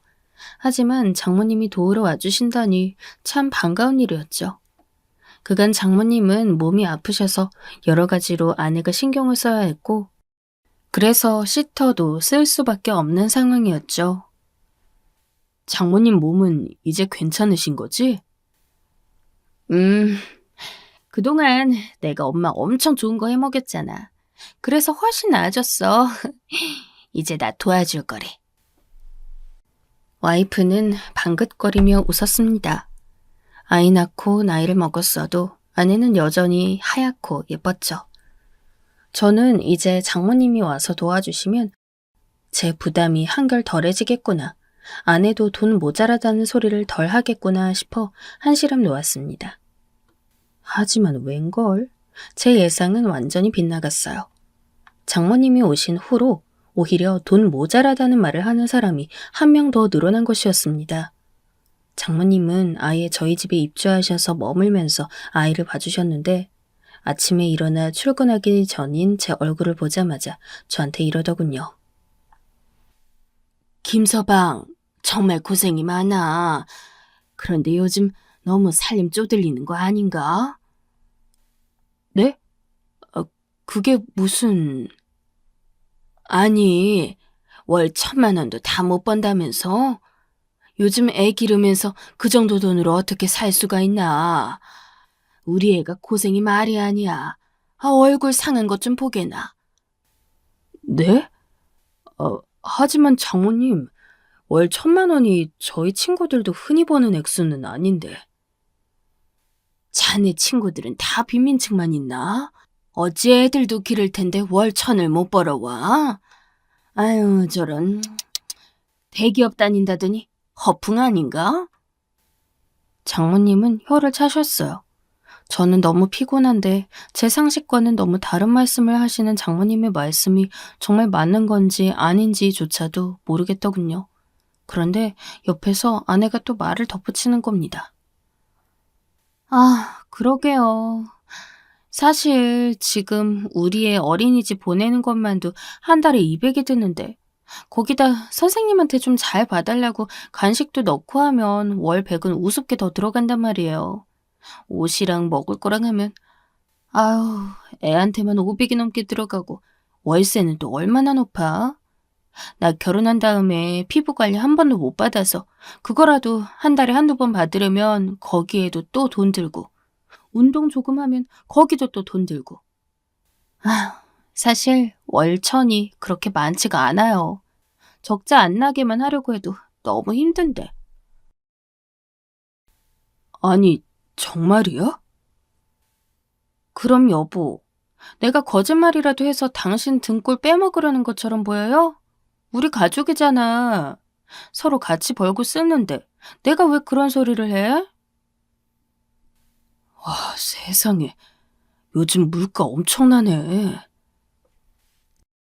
그렇지. 게다가 애한테 드는 돈이 너무 많아서 그래.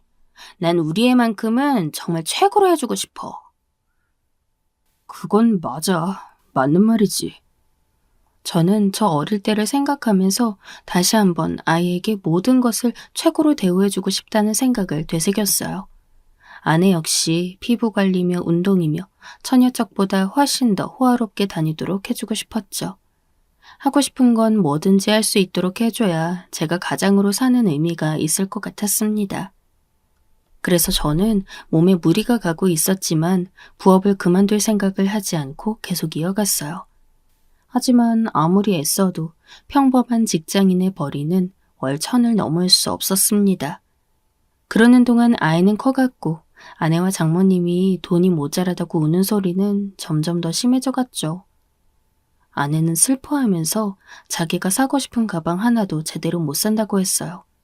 장모님은 그런 아내가 너무 안쓰럽다면서 계속 저를 타박하고 능력에 대해 의심을 표하셨죠.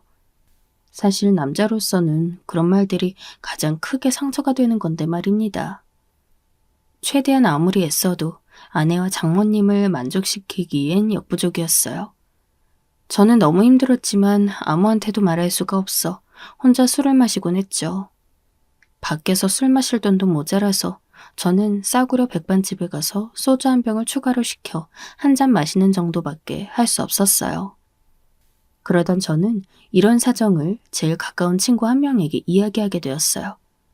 도저히 아버지와 어머니에게 말할 수도 없었는데 혼자 이런 고민 안고 있다가 정말 환자 되겠더군요. 그 친구는 변호사라 워낙 논리적인 사람이었고 제가 제정신인지 아닌지를 잘 말해줄 수 있을 것 같았어요.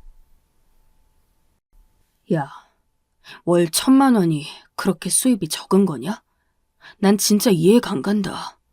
어떻게 내 와이프나 장모님이나 하나같이 돈이 그렇게 모자라다고 할 수가 있지? 아, 어떡해. 애 하나야. 애 하나 키우는데 이렇게 돈이 많이 드는데 다른 사람들은 어떻게 사는 거야? 너 아직 애도 어린데 월 1,000이 모자란다고 한다고? 친구는 심각한 얼굴이 되었어요. 직장 사람들과는 달리 그 친구는 저와 정말 절친한 사이였고 그래서인지 더 심각하게 제 이야기를 받아들이는 것 같았어요. 좀 이상한데?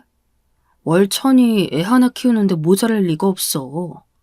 너 와이프가 돈을 너무 많이 쓰는 건 아니고? 확인 좀 해봐야 돼.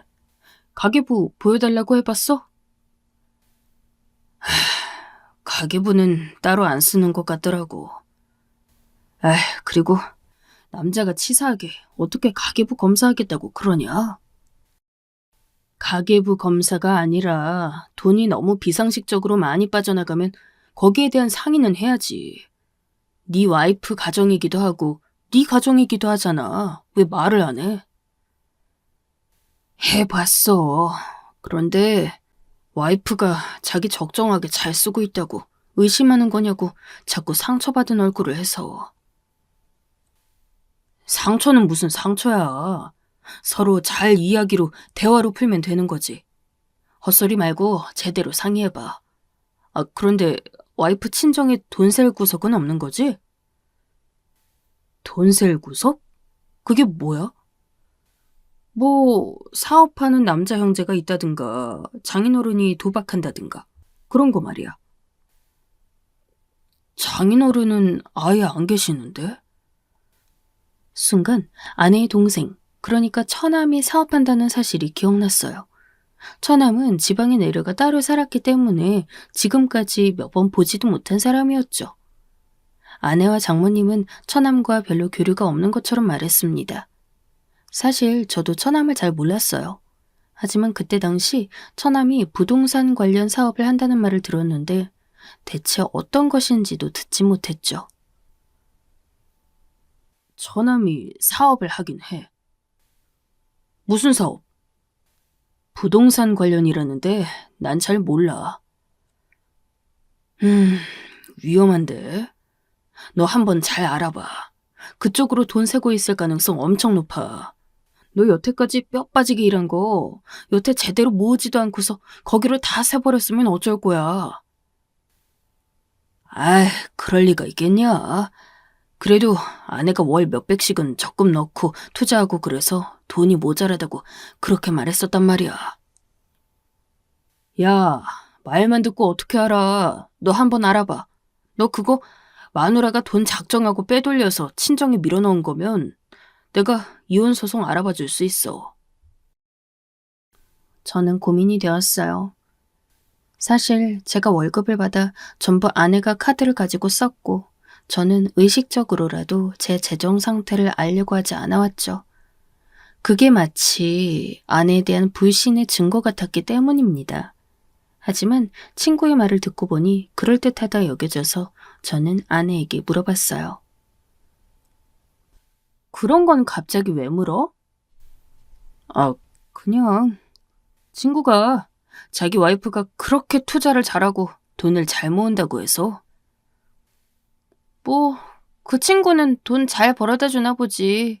그러니까 돈 모을 것도 있었겠지. 제가 모은 돈이 얼마나 되냐고 물었더니 아내는 갑자기 몹시 불쾌한 표정이 됐어요. 저는 저도 모르게 위축되었지만 그래도 알아야 할 건 알아야 한다고 생각했죠. 그래서 끈질기게 물어봤습니다. 친구 월 800도 못 벌어. 그런데 잘 모았대. 당신은 지금 어디 투자하고 있어? 주식이랑 이것저것. 왜 자꾸 물어. 아니, 궁금해서 그래. 내가 벌어다 준 돈 어디다 쓰이나? 참. 전부 당신 애 키우느라 쓰이고 뭐 월천 그까짓 거 누구 코에 붙인다고 모은 돈이 얼마냐고 해 자꾸. 내 명의로 해놨어? 당연히 내 명의로 해놨지. 그래야 투자할 때 돈 넣고 빼기가 편하니까. 그렇구나. 아내는 절대 말해주지 않으려는 눈치였어요. 저는 본능적으로 뭔가 있다 직감하고 아무래도 제가 스스로 알아봐야겠다고 생각했죠. 그날 밤 저는 아내의 지갑에서 신분증과 도장을 빼내어 다음날 회사 휴가를 내고 은행으로 가서 재정 상태를 알아봤습니다. 증권사, 은행, 이곳저곳을 돌아다니며 알아보았는데 놀랍게도 아내 앞으로는 마이너스 통장에 500만 원 있더군요. 제 앞으로도 아무런 돈이 없었고 마이너스 통장에 1000만 원짜리가 있었어요. 제가 전혀 모르는 대출도 있었고요. 저는 순간 머리가 멍해졌습니다. 제 모든 신분증과 도장, 각종 서류 등은 아내가 다 관리하고 있었죠. 모든 것이 가능한 상황이었습니다. 저는 제 통장의 인출 내역과 입금, 송금 내역을 살펴봤어요. 대부분이 아내가 자기 통장으로 입금하거나 한 내역이었지만 살펴보던 중 낯선 이름 하나가 눈에 띄더군요. 처남이었습니다. 그제야 친구가 한 말이 사실인 게 드러났죠. 한 달에 1000만 원, 제가 몇 년 동안 계속해서 몸이 부서져라 벌어온 그 돈이 죄다 처남 밑으로 들어가 버린 거였어요. 아마 그것도 모자라서 제 앞으로 대출까지 받아 처남에게 줘버린 거였겠죠. 저는 그 자리에서 일어나 아내와 장모가 있는 집으로 향했습니다. 아내는 언제나 근처 교양 있는 비슷한 나이 또래의 아기 엄마들과 어울려야 한다면서 집에 고급 차와 찻잔 등을 사다 놓고 낮에 함께 논다고 했죠. 장모 역시 거기에 끼어 앉아 수다를 떤다고 했어요. 제가 집 문을 열자 과연 안에서는 시끄럽게 여자들이 떠드는 소리가 들려오더군요. 아기들은 방 한 구석에 몰아넣은 채 아기 엄마로 보이는 여자들이 둘러앉아 시끄럽게 웃으면서 수다를 떨고 있었어요. 한가운데 척 봐도 비싸 보이는 케이크에 온갖 과자들이 쌓여 있었죠. 저는 그 이전에는 아내에게 하고 싶은 거 다 하라고 주변 사람들한테 보여주고 싶은 대로 다 사고 호화롭게 놀이라고 했지만 제가 번 돈을 죄다 천안 밑으로 밀어넣은 게 확실해진 상황에서는 화가 울컥거리면서 치밀 수밖에 없었습니다. 여보. 제가 목소리를 키워서 부르자 아기 엄마들이 절 보고는 놀라서 눈을 깜빡거리더군요. 아내는 당황해서 일어나면서 저를 불렀어요.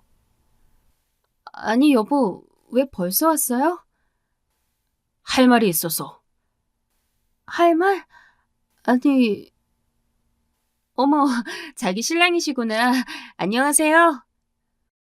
옷도 엄청나게 신경 써서 입고 온 아기 엄마들은 척 보기에도 아주 잘 사는 집 사람들이었어요.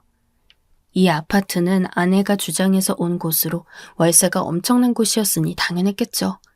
그 사람들의 눈빛에서 절 낮잡아 보는 게 느껴졌어요. 하루 종일 회사 일을 해야 하고 그 후엔 대리기사 일과 부업에 시달리면서 저는 거의 노가다권이나 다름없이 많이 늙고 초췌해져 있었거든요. 아내는 제 옷은 전혀 챙겨주지 않아서 꼴이 아주 우스웠습니다. 셔츠 하나도 다려주지 않아 구겨진 것을 그대로 입고 다녔으니까요. 제가 버티고 서 있으니 아기 엄마들은 눈치를 보면서 자기 아이들을 데리고서 일어났어요. 뭐 하실 말씀 있으신가 보다. 저희는 가볼게요. 그래요. 우리 가볼게요. 어머, 벌써 가시게요? 아내는 쩔쩔매면서 아기 엄마들을 배웅했어요. 아내는 언제나 이 아파트의 고급스러운 커뮤니티 안에 끼고 싶어 했으니 당연하겠죠. 아내는 제게 돌아서서 어깨를 치며 화를 냈어요. 왜 지금 시간이 들어와요? 돈 안 벌어? 아니, 그리고 그렇게 안 좋은 꼴로 들어와 버리면 내가 애들 엄마 앞에서 뭐가 돼? 여기 엄마들 남편 다 의사나 변호사란 말이야. 나 뭐 물어보고 싶은 게 있어서 왔어. 뭐가? 대체 어제부터 왜 이렇게 이상한 소리를 해? 내 이름 앞으로 된 대출하고 마이너스 통장 다 뭐야? 아내는 순간 멈칫했어요. 당황한 게 얼굴에 보였죠. 뭐냐뇨? 내가 그걸 어떻게 알아? 그럼 그걸 누가 만들었어? 내가 몽유병 환자라서 내가 나가서 만들었을까? 당신이 했겠지. 그걸 내가 어떻게 알아요? 이제 거짓말까지 하네. 그럼 내 통장에서 처남한테 송금은 왜 했어? 그것까지 봤어요? 지금 보니까 나 의심해서 그런 거구나. 아내는 순간 큰 눈에 눈물을 그렁거렸어요. 그 어느 때보다 더 청순하고 가련한 듯한 얼굴을 하고 있었죠. 나 못 믿는 거야? 그래서 나한테 어제부터 그렇게 그런 질문들 하고 오늘은 나가서 그런 걸 알아보고 온 거예요? 그게 아니라... 네, 동생한테 송금했어요. 하지만 그건 그 애가 사업 어렵다고 빌려달라고 해서였고 바로 갚았어. 그걸 알고 싶었던 거야? 그렇게 울음으로 넘어가려 하지 마. 아내는 그 이전에도 제가 가계부 이야기를 꺼내면 이런 식으로 울곤 했어요. 자기를 의심하냐면서요. 하지만 거기에 더 이상 넘어가 줄 수 없었죠. 한두 푼도 아니었고 한두 번도 아니었어.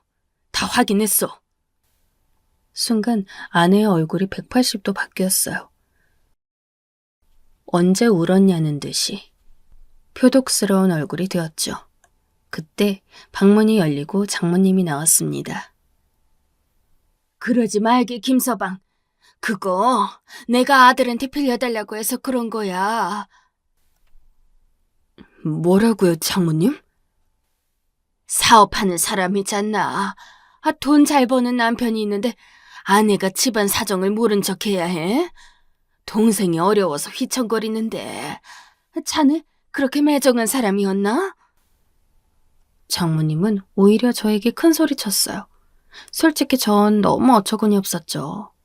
장모님은 되려 제가 무정하고 피도 눈물도 없는 사람이라면서 소리를 고래고래 질러댔습니다. 어떻게 그렇게 사람이 어려운 처남한테 먼저 돈 도와주겠다고 말은 못하고 오히려 도와줬다고 화를 낼 수가 있나? 그러면 안 되는 거야. 그래서 제가 그간 벌어온 월 1,000만 원을 죄다 장모님 아드님 밑으로 넣어주신 겁니까? 누가 죄다 넣었다고 하는 건가? 뭔 소리야? 아니요. 이건 제가 좀 알아봐야겠습니다. 처남이 부동산 사업한다고 했죠? 혹시 처남 명의로 전부 부동산 사놓고 빼돌린 거 아닙니까? 그게 무슨 소리인가? 무슨 말이야, 여보. 내가 애도 있는데 어떻게 그런 짓을... 내가 돈 잘 벌 때까진 쓸모가 있으니 같이 있으려고 했겠지. 그 후에는 애를 나한테 버리고 이혼하려던 거 아니었어? 잘 생각해보니 아내와 장모님이 이상한 행태들이 하나씩 끼워 맞춰지기 시작하더군요. 아내는 원래도 돈을 많이 쓰는 타입이었고 결혼 전 친정에도 돈은 전혀 없었어요. 그런데 어느 날 장모님이 자기 집을 샀다고 자랑하더군요. 그리고 처남 사업이 잘 되고 있다면서 장모님이 조만간 그쪽으로 갈 거라는 말도 들었었어요. 희한하죠. 저와 아내가 결혼한 후 갑자기 장모님은 번듯한 집이 생겼고 사업한다고 이름만 걸어둔 채 제대로 일도 못하고 지방을 떠돈다던 처남은 갑자기 잘 나가기 시작했어요. 어려워서 돈 보냈단 말과는 달리 그동안 처남에 대한 말은 자랑만 들었거든요. 저는 금융 서류들을 전부 쥐고 자리에서 일어났어요. 그동안 빼앗긴 돈은 어쩔 수 없었지만 더 이상 돈을 내주고 싶은 생각은 들지 않았죠. 이혼하자. 뭐라고? 잠깐만 여보. 아니, 내가 동생한테 돈 말도 안 하고 보낸 거는 잘못했어요. 잠깐만, 너무 급하게 그러지 마. 아니, 됐어. 몇 년 동안 당신한테 속은 걸로 충분하니까. 김서방, 잠깐만. 이게 무슨 소린가? 갑자기 이혼이라니. 이번 달부터 제 월급 못 쓰십니다. 이 집은 당신 명의로 되어 있으니 알아서 해. 월세도 당신이 알아서 내고. 뭐? 당장 아파트 월세만 몇백이었죠. 아내는 다급해져서 절 잡으려 했지만 저는 징그러워져서 손을 빼버렸어요. 아내는 급한 얼굴이 되어 아이를 갑자기 데려와 보여줬죠. 잠깐만 여보. 우리 애 있잖아. 애 때문에라도 이혼하면 안 되지. 나 월급 안 주고 월세 내라고 하면 그냥 나가 앉으라는 거 아니에요? 아이는 아무런 죄가 없었지만 저는 그저 흘끗 보기만 했어요. 애는 당신이 가지든가. 상관없어. 아무튼 오늘부로 월급은 손 못 대. 그리고 이혼 절차 들어갈 테니 도장이나 찍어. 누가 도장을 찍어? 난 안 해요. 미쳤어? 당신이 안 한다면 내가 하지. 이혼 소송 당하고 싶음 마음대로 해. 내 제일 친한 친구가 변호사인 건 알지? 여보, 진심이에요? 그럼 가짜일 것 같아? 이게 전부? 저는 그 자리에서 돌아 나왔어요. 뒤에서 멍하니 서 있던 아내와 장모님이 화들짝 놀라며 제 뒤를 쫓아나왔지만 저는 곧장 내려와 차를 타고 떠나버렸어요. 솔직히 아이 걱정은 됐지만 어차피 이혼하게 되면 저 여자는 아이를 저한테 버리고 떠날 게 뻔해서 그렇게까지 큰 걱정은 안 됐어요. 도리어 친권 다툼을 하면서 아이를 제가 키우고 싶다는 뜻을 비추면 아이를 이용할 거라는 생각이 들었기 때문입니다. 아내를 믿었던 만큼 너무 충격적인 결과에 저도 머리가 띵했죠. 말은 그렇게 단호히 하고 나왔지만 나오고 나서도 속으로 며칠이나 알았어요. 혼자 호텔을 잡아 거기서 머물면서 술을 마시고 펑펑 울기를 며칠 계속했죠. 회사에 휴가를 내놓고 거의 정신줄을 놓은 채 지냈습니다. 그러다가 가장 가까운 변호사 친구가 저에게 전화를 했어요. 야, 너 괜찮냐? 그냥... 참... 야, 너 내 이야기도 했냐? 지금 네 와이프한테서 나한테 연락 왔다. 뭐? 그 말에 정신이 번쩍 나서 앉게 되더군요. 저는 일어나 앉아서 대체 무슨 일이냐고 캐물었고 친구의 말은 이랬습니다. 네 수첩 뒤져서 내 연락처 찾아냈대. 그러더니 나한테 손해배상 청구한다더라. 내가 너한테 이상한 소리 했다고. 변호사 생활하면서 이런 일로 손배 청구한다는 여자는 처음 보네. 그래서 당신이나 조심하라 했지. 이혼 소송 당하고 그 다음에 또 형사 민사로 갈 생각이나 하고 있으라고. 너 사기당한 거야, 이 자식아. 변호사 친구의 차가운 말에 저는 정신이 번쩍 들었습니다. 그렇죠. 아내와 장모님은 여태까지 제게 사기를 친 거였어요. 저는 한참이나 멍하니 앉아있다가 이내 친구가 말하는 대로 호텔을 빠져나와 친구를 만나러 갔어요. 제가 법정 싸움을 하려 한다는 사실을 어떻게 알았는지 아내와 장모님은 저를 따라 나와 한참이나 울고불고하며 빌어댔습니다. 결국 아내는 제가 내민 이혼 서류에 도장을 찍었죠. 여태까지 가져간 돈의 일부를 변제하겠다는 각서와 함께 말이에요. 사실 속으로는 정말 끝까지 법정 싸움을 해서라도 아내와 장모님 그리고 처남을 빈털터리로 만들어버리고 싶었지만 제 심신이 더 피폐해질 것 같아 참았습니다. 이미 제게 갚아야 하는 돈만으로도 아내와 장모님은 상당히 힘든 나날을 보내게 될 테니까요. 벌써 이번 달 월세를 내지 못해 집주인에게 독촉을 받고 있다고 했어요. 아내는 그러면서도 제게 서운하다는 듯 굴었지만 저는 이제 경멸밖에 남지 않은 마음으로 그녀에게서 돌아섰습니다. 예상대로 전 아내는 아이가 지겹다며 저에게 키우라고 데려다 놓고 가버렸습니다. 엄마 없이 자라야 하는 아이가 씁쓸했지만 제가 열심히 키운다면 행복하게 해줄 자신은 있었으니 괜찮았죠. 그 후로 저는 좋은 여자를 만나서 재혼했습니다. 다행히도 지금의 와이프는 제 아이를 우리의 아이로 정말 소중하게 키워주고 있죠. 당시 마음 단단히 먹고 이혼했던 것이 정말 다행이라고 생각합니다.